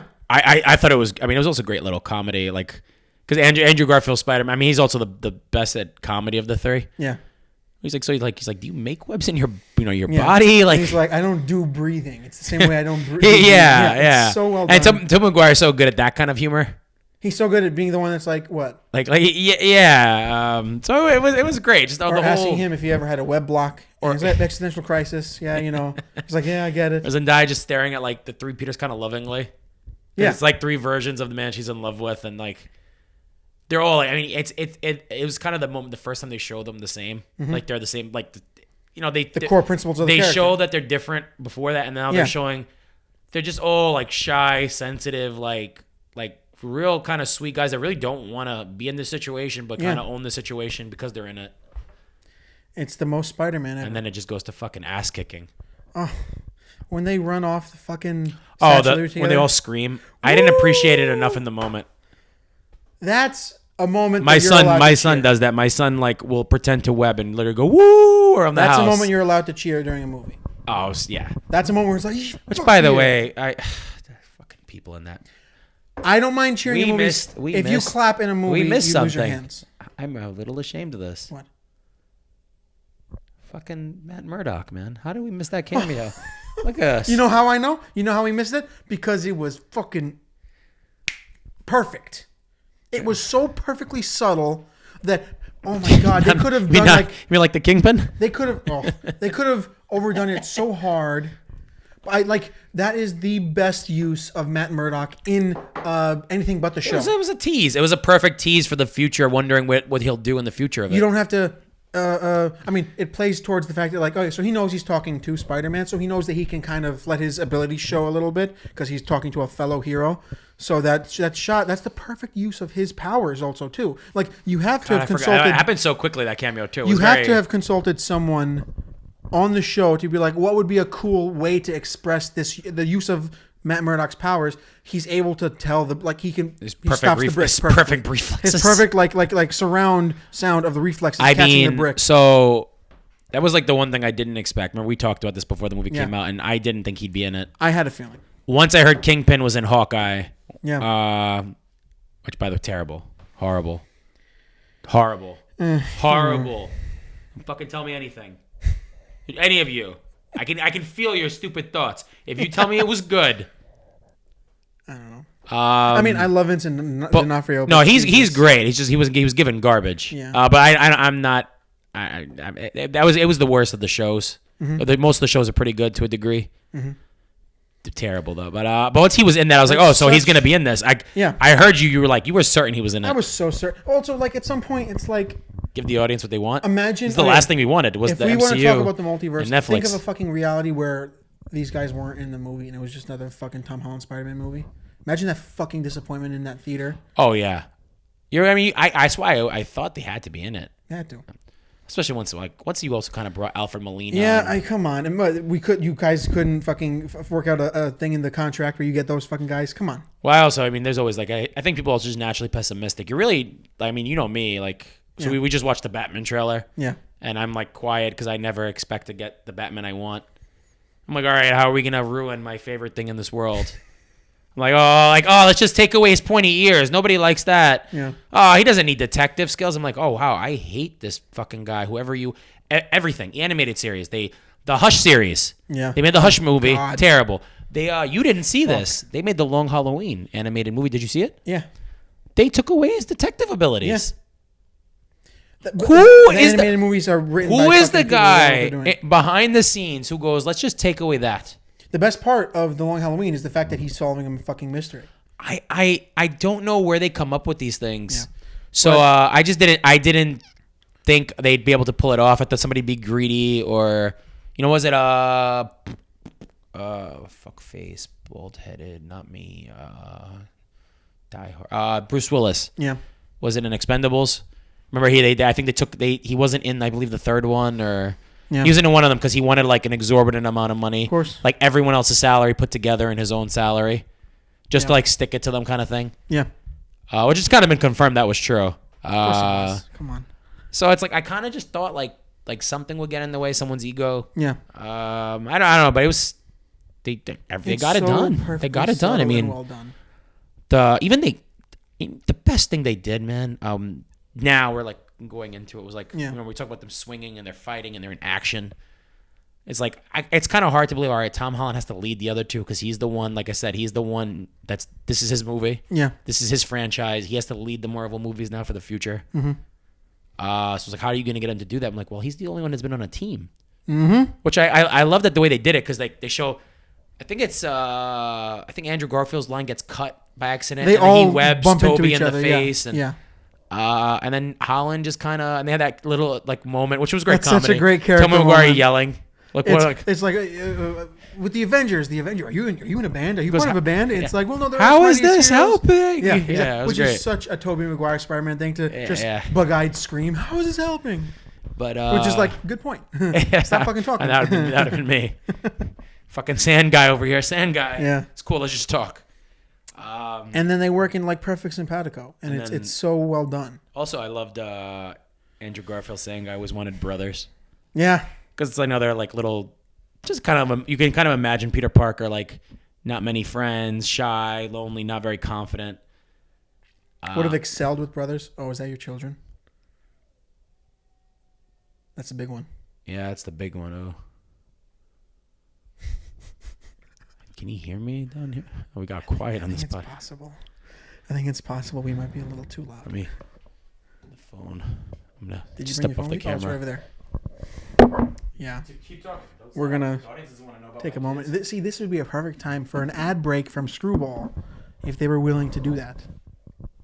Is that her? No. I was gonna read a text on the air. Look at me. But it was cool. Like he like led them like, okay, I've been a leader. Follow your spider sense. You know, divide and conquer. So it was like they followed him, and then obviously they did the saving grace thing with Garfield, which was kind of sad. The fans guessed it, but it was so obvious. But what was cool that they after he saves her, they just give like 5 seconds to like stop to show his face of him being like, I paid it forward. Well, it's just like. How emotional is it? Because like you saved this one, you couldn't save. It's like you couldn't save yours, but at least you saved his. Like a moment of yourself. Like it's so symbolically subtextual. It was obviously. I think it was everyone's very Andrew Garfield moment, but that was mine. Yeah, and you know what I love? I mean, of course, is they stay on his face and you see the pain on him. Yeah, you see him being like, at least that could have saved her. And it means something. I know. I promise nobody's beating my kid. They're not going to hear it. They're not going to. These are too sensitive. Not gonna hear. They make fun of my kids on the air. They've aged. No, I'm kidding. I love my kids. But yeah, and then they did what they did with Toby too, which was cool because obviously Spider-Man cures like all the villains, and it's really like greatly done. Mm-hmm. And then now it's Goblin shows up. Doctor Strange shows up. Yeah, Strange shows up and he's holding off. Great badass scene, by the way. Which is something about Benedict Cumberbatch's strenuous American accent. When he goes, they're coming through and I can't stop them. I'm like, oh my God, he's like tense, like he's holding on to like a shit. I feel like Doctor Strange is always like that though. Yeah, he is always it's constantly. Very well he's a stressed out guy. But yeah, that's the one thing about the movie that if I could, I would change, is that final fight on the inside of the shield.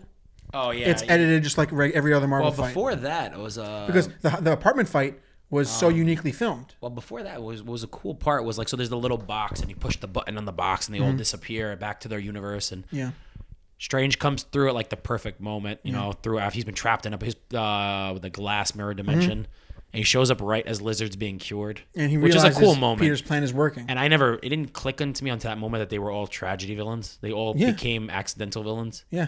Through science. Also, the majority of Spider-Man's villains are all cursed by science. So, even Peter's cursed by science. Yeah, I never made that connection. Yeah, man. I just wanted to see him beat up bad guys. Yeah. Never really thought, bad guys shouldn't get beat up. But yeah. Color me old-fashioned. But it was kind of cool. Like, he shows up, and immediately after he, like, changes his mind, and then Goblin shows up. He's like, all right, fuck this. Nope, back to what I was going to do. Yeah. And it was a cool double moment. Like, Goblin cuts Doc Ock's tentacle. Yeah. Which I never thought of that being done for some reason. No. And then he puts the fucking pumpkin bomb in the box and blows it up. Oh my God, it's so smart. Because I didn't expect that. That was like the surprise of the movie with that. Like I just didn't see that coming. Is he rips open the multiverse? Yeah. They see like there was like a silhouette of Kraven. I don't know if you caught that. Kraven, Rhino. I didn't see the Rhino. I saw the full-on Rhino. And then it was like, then Toby has his moment. They're doing the Holland fight, which Holland's little line of what do you say? I was gonna tear you apart or something. Yeah, like that. I wanted something about I wanted to handle you myself, or I wanted to kill you myself, something like that. Which was pretty good because he's very tense. You see him kind of like he still hasn't fully accepted. No, he's and it was cool because and Tobey Maguire has his moment, just which with is also such a Tobey Dead Spider-Man moment to just stop and just like look at him like we talked about this. Yeah. And then he gets stabbed, which also it's a great moment in the moment. And in my head, I was like, they're going to kill Tobey Maguire's Spider-Man in another Spider-Man movie. Yeah. And then, no, it's fine. But also I thought about like every other time in these movies that someone got stabbed and nanotech saved it. Mike heroes always get fucking stabbed and don't die. I didn't mind it. It was still a held emotional way. Like I loved when Thanos stabbed Iron Man. Yeah. I mean, also it was in the theater. And in the moment, it was great. I was in the theater and somebody gasped. I remember really loud. And it was scene, pretty he's just great. spraying shit on him. But it was still, it held a lot. But in the moment, of course, they catch it. That was a cool one, man. And then they have Andrew and Toby just kind of there, and he's got his arm around him, and they're like just holding on, and it's just so, and they hug. Yeah. And I feel it. I love you guys. It's so warm and toasty. Like it's Spider-Man, dude. I mean, I'd hug the shit out of myself. I'd hug that fucking guy like there's no tomorrow. I made a sketch in quarantine last year where I argue with myself, and in the end, I have sex with myself. I feel like you'd hate yourself. I made a joke that I made a joke that we would hate fuck. We would be insulting each other, but like getting into it. Laughed and then I just got grossed and then out. You pictured it. Why do you say things like this? But yeah, man, I'm so happy I was so fucking wrong, and I can say it. I was wrong. John Watts surprised me. I don't think you don't admit you're wrong. No, obviously there are people who think I don't, but I was wrong. Okay, John Watts is not the avocado. He not only am I saying this because he's guacamole. Has avocado in it. That's delicious. Actually not a fucking bad analogy. Guacamole is fucking good. That's why you bring me here. It's a co-host. Yeah, better than the Baby Yoda I have as my co-host, which I should have brought. That'd have been funny to have standing here in between us. You were paid for that sucker. Yeah. It looks expensive. I can't even look at that thing. It was. Hey, Sideshow Collectibles, man, but that stuff is all quality. I'm 100% glad I did it. I feel like I'm holding money right now in my hand. That is $40. That's nothing. This is fucking expensive. Peter Parker would have built this. Yeah. This mic and this recorder from broken VCRs. I mean, this computer was fucking. Oh Jesus, I don't want to talk about it. I'm gonna get sad. Yeah, man, so good. And then so obviously the good. End. Obviously, which it was a. Oh, are we gonna talk about Tom Hardy? Oh, I was gonna actually go back one last. They do the they make him look older and everyone's forgotten him. The cemetery, but it was a cute little thing. Was he sees Zendaya and he's like semi flirting, semi staring. Mm-hmm. Kind of makes an impression on her. He's teetering on the decision of what to do. Like she brushes her hair back, and he kind of winces when he sees the wound. So Spider-Man to see what his actions have done to other people he loves. Yeah, it immediately jars and that him back makes the decision. Yeah, he's like, you know what? If I try to start this whole thing, one, you don't know that she'll fucking be the same. There's an inkling for it. Did you ever watch that in The Flash when they did that, the TV show? Yeah. When he tries to recreate his kiss. Yeah, exactly. It doesn't fucking work. Of course not. But so there's part of that, but there's also more than that. More than the fear of it not working because you try to force it, is him realizing the toll. It's. I mean, how many times do we hear it said in the Spider-Man, in the Tobey movies, where it's like, people who know who I am are in more danger because people who try to get after me will get after them. It's so obvious, and they fucking include it. And it's such a Spider-Man thing to think of these other fucking people in a way where it's not like they should probably know, right? I mean, the Andrew Garfield one was, I thought, the best job of that. Yeah, because it shows the exact what you don't. Because everybody who knew him died. Well, I kept seeing Gwen's dad's ghost. Yeah, like as like a symbol. Like you kind of knew she was gonna die after that. Fucking what's his fucking face? I forgot his name. One of my Dennis Leary. Dennis Leary. I love that fucking guy. Oh god, if I saw his fucking ghost, I'd never date anybody if Dennis Leary was their father. Then I'm making out with someone. I just look up Dennis Leary's fucking face. Yeah, man. The Tom Hardy thing was. I'm so curious what that's gonna. So you know what I I like can't see about Tom that? Hardy and. So here's Andrew, my favorite thing about that. My favorite thing about the Tom Hardy inclusion is, Bone dry. you don't. This is not a situation. I drink a lot of coffee. This is not a situation where they force Venom into a third movie. You know what I mean? Like in Spider-Man 3. Yeah. Oh yeah. Well, that's For one, thank you. Number two, I love thinking about because Eddie and Venom were in fucking Mexico in their universe, and they get zapped into Mexico in this universe, and they don't know how to get to fucking New York to deal with anything, so they're just at this fucking bar writing everything down, and then just as soon as they kind of... no reason to go to New York, really. Oh, but also, remember, you saw Venom 2. No. You didn't see Venom 2? Kids.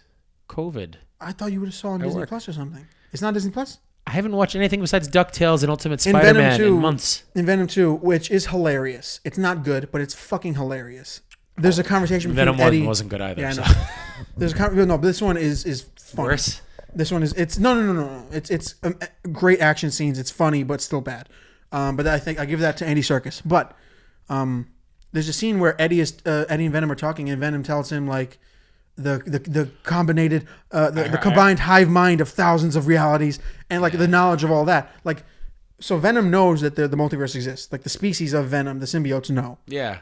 And I love the idea that Eddie is trying to figure it out. Space and by the all time that, he figures it out, he's already, because they did the button and he gets sent back, and then there's that fucking bit of the Venom symbiote left.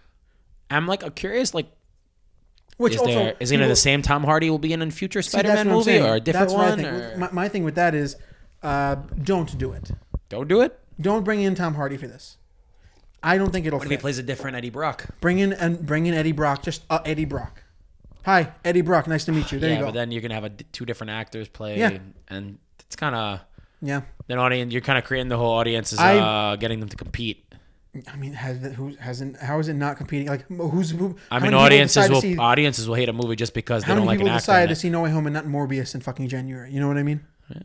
But that's what I mean is you don't want to fucking force this narrative of him being included. I just don't want like good guy Eddie. Like adorable Eddie That's Brock. what I mean. You can't have that with Tom Hardy. Yeah. I mean, I think Tom Hardy played some pretty awful people. Yeah, but his. I want to see jealous, if like you bring fucking in Eddie Brock. It has to be like a fucking real, that fucking Peter Parker.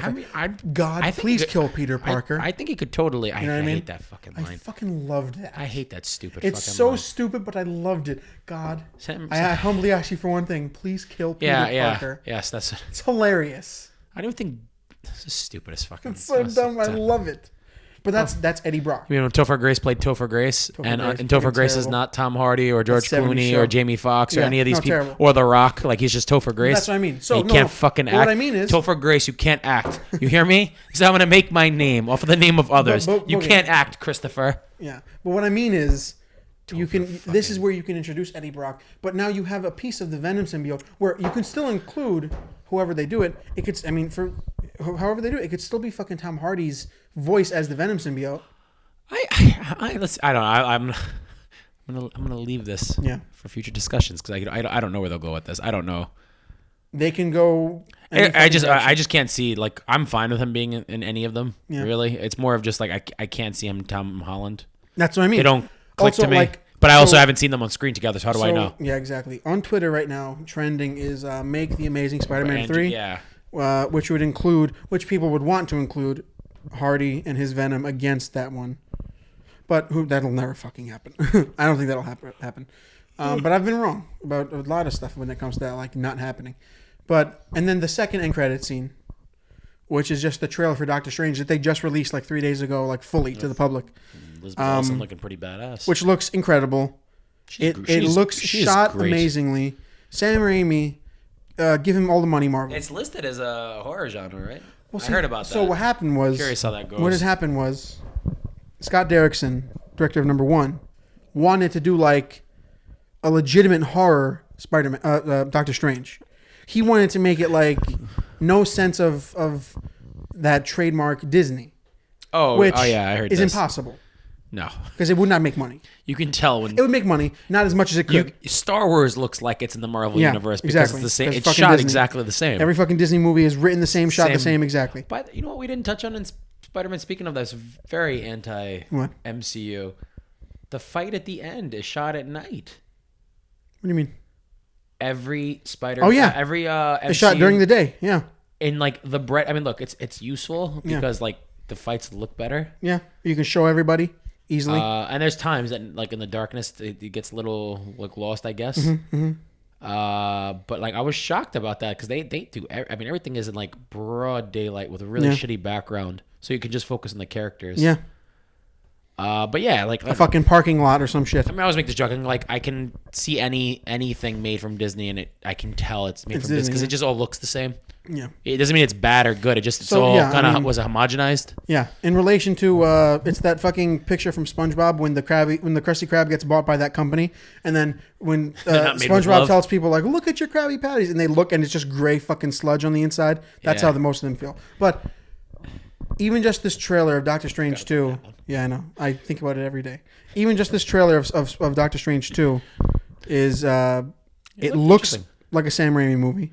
I mean, it made me pretend I want to watch the What Ifs. It's vibrant, but it's not fucking oversaturated like fucking Justice League 2017, where it's clearly like they were trying to fucking neaten shit up. And I still do get a sense of horror vibe because it's fucking Sam Raimi. I didn't get a horror vibe yet. Really? I got like a careful where you fucking step vibe. I got a like it's gonna be like whereas this movie was more of like clearly showing you Spider-Man is gonna lead the reins from now on in the Marvel universe. Yeah, as it should be. Firstly, I think this is gonna be the movie to like be the jump start. Yeah, like I compared the TV shows to like you know when like, CW makes like Arrow and Flash. It's like 23 episodes a season and like 18 of the episodes are filler. And let's divvy out the budget, 4,000 an episode. Yeah, I compare like the TV shows, like it was like a lot of filler with just enough to connect the dots for the story. Yeah. And I think this is going to be the movie that's like the taking off point for me for like everything they're going to do in the future. And then the inclusion. Also, I mean, I just recently watched on Netflix The Power of the Dog. Have you seen it? Have you heard of it? No, I wanted to watch that. It's amongst 1,000 other things I haven't seen. Oh my god, I can't believe I'm so upset. I forgot her fucking Still gotta name. see The Witcher. The director of that. Oh yeah, I haven't seen that. I haven't started that either. The Power of the Dog, directed by. Come on, I know it. Yeah, Jane Campion. It's incredible, but also more than any of that, like even if it wasn't as good, you get a villain performance from Benedict Cumberbatch, and he's such a fucking good bad guy. He's pretty good. So I want to see his Doctor Strange, other than in the fucking cartoon, be a fucking bad guy. I'm also just curious, like the same person playing a good guy and bad, if I like not roll my eyes at it a little. Yeah, every shot is over the shoulder, and it's some guy is clearly well, not that's the just same. like you know what I mean. It's like when I took Green Goblin playing like a sad old man. I'm like, oh, he's the fucking like, why are you believing him, idiot? But he pulled it off. Yeah. So I'm like curious. I'm like, okay, can he pull that off? Like, it's not really him. It's more of like it's a really hard thing to pull off without the audience laughing. God. I think that's going to be the jump start of like the storylines. Oh, well, don't forget. Also, Ant-Man 3. Oh, yeah. With fucking Jonathan Majors, one of the top 3 actors right now. When did they start with like the hinting of like Thanos being like the huge, like forget not the first reveal of Thanos, like when it first started to be like Guardians. Yeah, you kind of got the idea like, okay, this fucking guy is going to be like in the future, he's going to be the problem. So like I'm curious like what's gonna be like that, like when are they gonna show like the next big compilation movie and what the real issue is behind the scenes. Well, also like they got so many fucking irons in the fire. They're gonna do a young Avengers. But I mean like you see it now. Like all right, like I said, I think Spider-Man's leading the reins. I think he's the Avengers Assemble guy now. Yeah, like that's why I mean I'm with Chadwick Boseman's brother. You gotta totally recast. Yeah. I love Chadwick Boseman. That's another thing. I talked about this. Black Panther is so like. I talked about this in the beginning of the year. Such a phenomenal character. In the beginning of the year, I talked about the fact that if they went about because in the multiverse, remember WandaVision when it first dropped, and everyone thought like, oh shit, it's Quicksilver from the X-Men. Oh universe. yeah, I like, know. When that was happening, biggest misses. I know. Please, I don't want to think about it. But what I mean is, when that was happening, the concept of like. I drink a lot of. It's not like Futurama multiverse where everyone is the same person but different hair color. It's like. what I love about the multiverse is like me from another dimension. It's like the molecules are different, so I would not look the same. That's so smart. So you can bring, and they also talked about the idea of like in another alternate reality, T'Challa would look differently, and there are rumors that they recast. Michael B. Jordan would be that T'Challa from another universe. They also recast. Don't do that to me. Don't tell me something I want to hear, and then it doesn't happen, and then I'll hold it against you forever. I'll be very He's too busy working on a you Val won't Zod realize movie. that I'll order you the wrong coffee. Yeah. Just little stuff. Would be cool. Also just like they've recast people before. It's not like they haven't done it. Well, that's a lot. That's a big argument that a lot of people bring up. It's like, there have been like fucking 23 not Wolverines, Spider-Man, Superman, Batman, all that shit. Well, not just that. They recast like War Machine and Hulk. Yeah. Oh yeah, exactly. I'm here, get over it, all that shit. They're gonna bring back Eric Bana as the Hulk. He wasn't terrible. He was terrible. I love Eric Bana. He's terrible in that movie. No, he wasn't. He was terrible. It was a terrible. No, he wasn't. There are some great moments when he's looking in the mirror and he's having that nightmare. And the Hulk breaks through the mirror. That's a great moment. Yeah, that was a great written moment and great on scene. He wasn't acting in that moment. He just had to look in a mirror. That's acting. He had to look and see a version of himself that he was scared of. That's acting. Come on. I'm making a good point here. That's a good point. No. Fucking all right. Giving people credit for showing up to school suddenly. We talked about a lot of this fucking movie. God. We barely talked about your birthday. Old as dust. Good years left, in the past, beyond you. 2 more of these left. 2 more 25s left, and then I'm done. 2 more 20. If 2 more 25 years. Oh shit! Just about. 75 is very generous. Average life expectancy 78. Yeah. Oh, geez, we're just got morbid. I thought it was like 72. All right. You think you'd be happy? You're like, oh fuck, 6 more years on this earth, this cold, dark place. Yeah, I give myself to 29. Almost 2 hours. Look, I told you we'd last nearly 2 hours. Now we're 40. I was confident about that. Right? What else did I talk about from this fucking movie that I loved? Well, we're just gonna gloss over and go to something new because I think in this day and age. Tell me what? No, because you have a whole glossary. Tell me. No, I do. Negative attention, man. That's how you get famous. Yeah. Hawkeye sucks ass. I'm not a much of a Marvel hater. I'm just very open with what's good and bad about it. Yeah. Garbage. Hot, awful. I love, by the way, Jeremy Renner. He's great in it. You know, he plays like the stoic, he's comedy. Everything's great. Comedic timing. Talking to like the Avengers, Monument and Grand Central. To Natasha was great. Constantly harping how much her death affected him. Yeah. But you know me. I'm not a fan of the dancing fighting. I don't. The fights that are so over choreographed. It's like, hey, this is awful. Nice. Watching that was awful. Watching Vincent D'Onofrio run a gang of imbeciles. You know what's funny? I like the idea that the Snap set his entire industry back. I liked that. I didn't like that. I didn't like that the Kingpin would have imbeciles working for him. Yeah, exactly. The Snap, okay, but you have only imbeciles working for you after this. I'm sure there's some smart people left. Yeah. Also, all it did was make me want to rewatch Daredevil, which I'm going to do after I finish season 2 of The Witcher. I actually started watching it a little. I was wrapping presents. It was I have to watch pretty solid stuff. I have to watch season 2 of The Witcher, and then I'm going to go right back into Daredevil. I have to. I need it. It's perfect timing.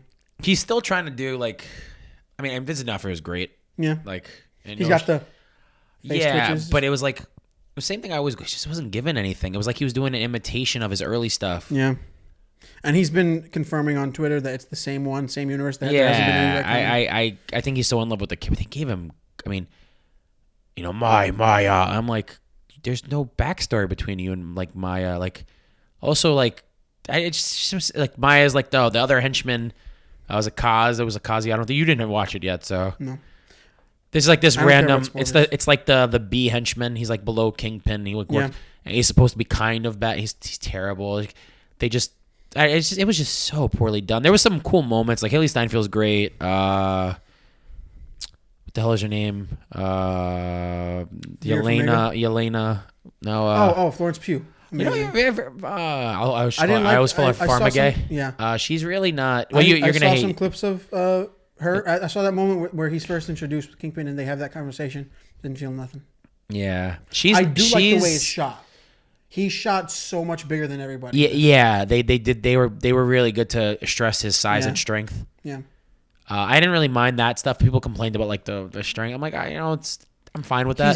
He's in the movies. I didn't like. I absolutely hated the choice of the outfit. I get it. It's Christmas. Yeah. I get it. It took away.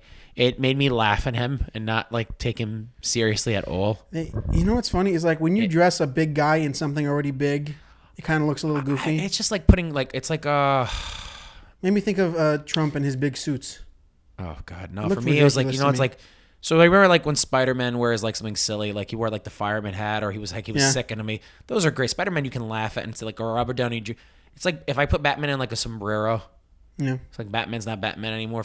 It was like that. Like he's just not a character you're supposed to like find amusing. I rewatched the clip from Daredevil where I think it's in season 3, where Kingpin is going through his closet and it's all the same suit, but like that's because he doesn't want to think about what he's wearing. It's clearly like a good suit and it's clearly well made and all that. He's set in his ways, it's fine as fuck. But like I don't know. When I hear like Vincent D'Onofrio talk about how like that cover from that comic with Spider-Man is his phone wallpaper, I think that's cool, and I like the idea that he would be like, let's try it out, but also maybe you don't do it exactly. That's where I make the joke sometimes. Like I mean, you hear me when a Batman Begins is like I always say one of the best like comic origin movies. Yeah, it's not comic book accurate at all.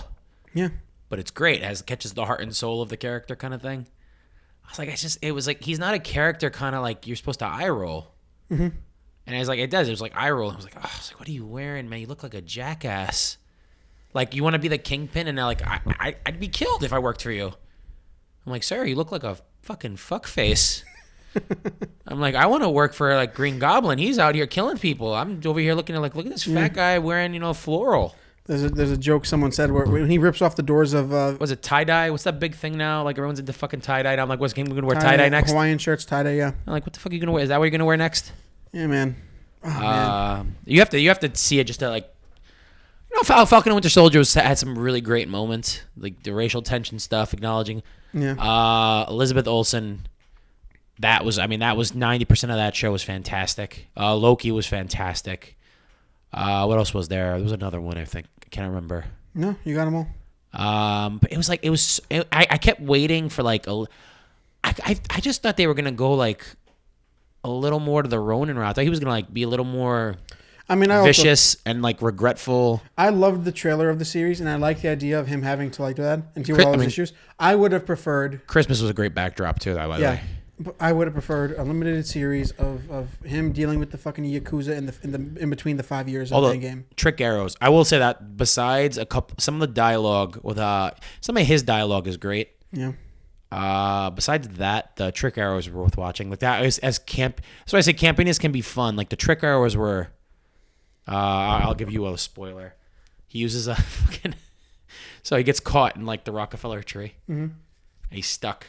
And he sees a fucking owl in the tree. Whatever. She breaks him out of the tree.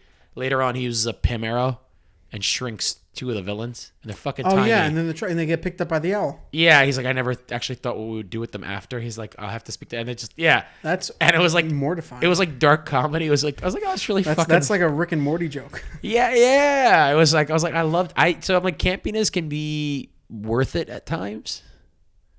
But a terrible fucking show. I'm so in love with this movie. I need to see it again. Oh. I'm so in love with this movie. Are we leaving this? What are we saying? Are you singing you happy birthday? No. Mr. President? No? Ugh. I've been making eye contact with you all night. I didn't know. But yeah, I don't know. This was such a good fucking movie, and I'm so happy I was wrong. And so you say this is the best? I think it's the best Marvel movie. I put it in my top 3. What would you put ahead of it? MCU only? Are we talking? Yeah. Yeah. So then I would put. Well, but this is also what non-MCU movies do you think are better? That are Marvel. Just anything, just Marvel. I'll be honest. Like, if I were to rank the Spider-Man movies, it's very plain, my ranking. But also like, plain can be good. Plain slice of pizza. Yeah. I mean, plain as in like the obvious beats where it's like what's at the bottom and what's at the top. At the top, Spider-Man 2. Really? Yeah, it'll always be like. I love the way that they tell the story in this one, I will always be a bigger fan of singular stories. I usually am. Yeah. I don't know, man. This brought it was big to such a humongous degree, and it was still a singular story to me. Colossal. This thing. This is the Avengers of 2012, and it's still really one character. Yeah. So that's why I don't know, man. I usually prefer like a single story to like an ensemble. Like I prefer Iron Man sometimes to like Avengers. I'll put it this way: the best way I can explain it is if I Winter were Soldier. Yeah. I prefer Winter Soldier to like Avengers. Yeah, that's what I mean. Is if I were to think of okay, I'm home alone. I'm setting the scene. I'm home alone. It's raining outside. It's kind of cold. Perfect weather for me. I like this weather. I'll stay inside. What am I going to watch? Spider-Man 2. But if I want to watch like a fucking kick-ass adventure, I'm putting on No Way Home. Huh. When I think of like comfort in that moment, I want to watch Peter on the train and those two little Rosie O'Donnell kids being like, "We won't tell nobody." Yeah. I love that. You shut up, kid. And one of the guys being like, "He's just a kid," even though it's Tobey Maguire and he was 33 at the time. He looked like he was 49. Too. Yeah. He looked rough, even young. But yeah. And every woman slept with him. That's interesting. I mean, according to him. This was cool. This was pretty good. This was pretty cool. Yeah.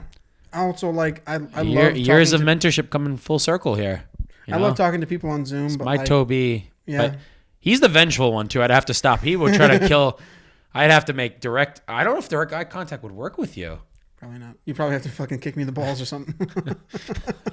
Look at me here. Boom. Get me. You know? Yeah. All right. Well, this was fucking awesome. I'm glad we were finally able to talk about this movie. I know it came out like 9 days ago, but who gives a fuck? Time's just a human construct, guys. Yeah, time.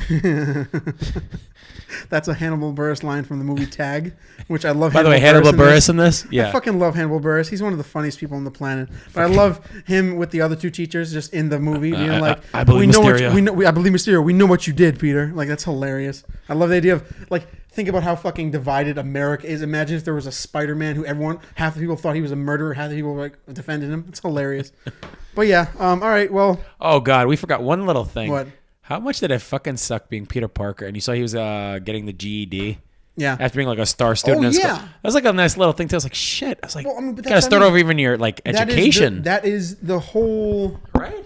You don't even have your degree. Like, so well done. It was a small thing. I was like, fuck, that really sucks. But that's another level of him, maintaining this, like, all right, I'm going to devote my life to, like, this podcast is never ending. No. I'm never going to be back on it, so I'm not going to let it end. So good. Fuck, it's so good. I don't know. I'm going to think for a second. When Otto has the chip, like, actually fixed. We haven't really talked about him much. I think it was because it's obvious he was amazing. Like, Alfred Molina. He was great. I think amazing. he was great. And I think there was just so many other things that were so well done that. But that moment when they fixed the chip and he has, like, sincere. When he talks about, like, the quiet, the voices, like, that's so. I mean, that's how I feel like when my kids are asleep. Oh, so good. When. Makes me evil. When he sees Toby's Peter. And he's like, how are you, dear boy? And he goes, trying to do better. And that's the first thing he says in Spider-Man 2 when he meets him or something. When he goes, Peter Parker, brilliant but lazy, trying to do better. Like, that's perfect. Yeah. I love those little nods to like... when Andrew's Spidey sees Max. Oh, the Miles Morales thing? That was great. That was but I mean, like, when he's talking with Max, he's like, I was trying to help you. And he kind of, like... I really liked that kind of like silly relationship between a Spider-Man and a citizen in those movies. Well, so that was really good. Spider-Man's a very compassionate guy. Mm-hmm. I loved Tom Holland even says it when he tells him to meet him at the Statue of Liberty. Yeah, he's like, remember, I could have killed you guys. Yeah, I just want you to know that. So he's a pretty. And he still could. In the moment, he could. Yeah. So I was like, I kind of enjoyed that. I kind of enjoyed like they really stressed that like it's kind of what separates him. Like fucking Cap and Iron Man. Everybody else in Marvel's just fucking murking everybody. Everyone's just murdering everyone. But like who else in Marvel doesn't fucking kill? Like doesn't kill like that. But how ambitious of a story is it? Like, we're gonna take these characters in. Not only we're gonna fix them and we're gonna make it so they don't die in their movies. Yeah, it's such a boy's idea to cure them. The way I'm seeing it is like obviously it's connected to those movies. But if I watch say Amazing Spider-Man 2 or Spider-Man 2, I'm not going to picture the future that leads into No Way Home. Oh, yeah. Like, when I'm watching Spider-Man 2 and Alfred Molina sacrifices himself, perfect. I can leave it like that. It was also like back in the day, they killed off a fucking villain in every movie. Every single like one. Every early But that's Batman, what I mean, every Spider-Man, every Superman. Thinking of this movie where it's like we're going to be as ambitious to bring them in and not only include them, but give like justifiable reasons to include them and send them back. That's so good. Yeah. What a good fucking movie. Great fucking movie. Tom Holland, comedian, was wrong. I was very wrong. He did not like you one bit. I don't think I can. I think I can go the rest of my life without seeing Homecoming or Far From Home. They're not really rewatchable movies to me. Oh! My number one point.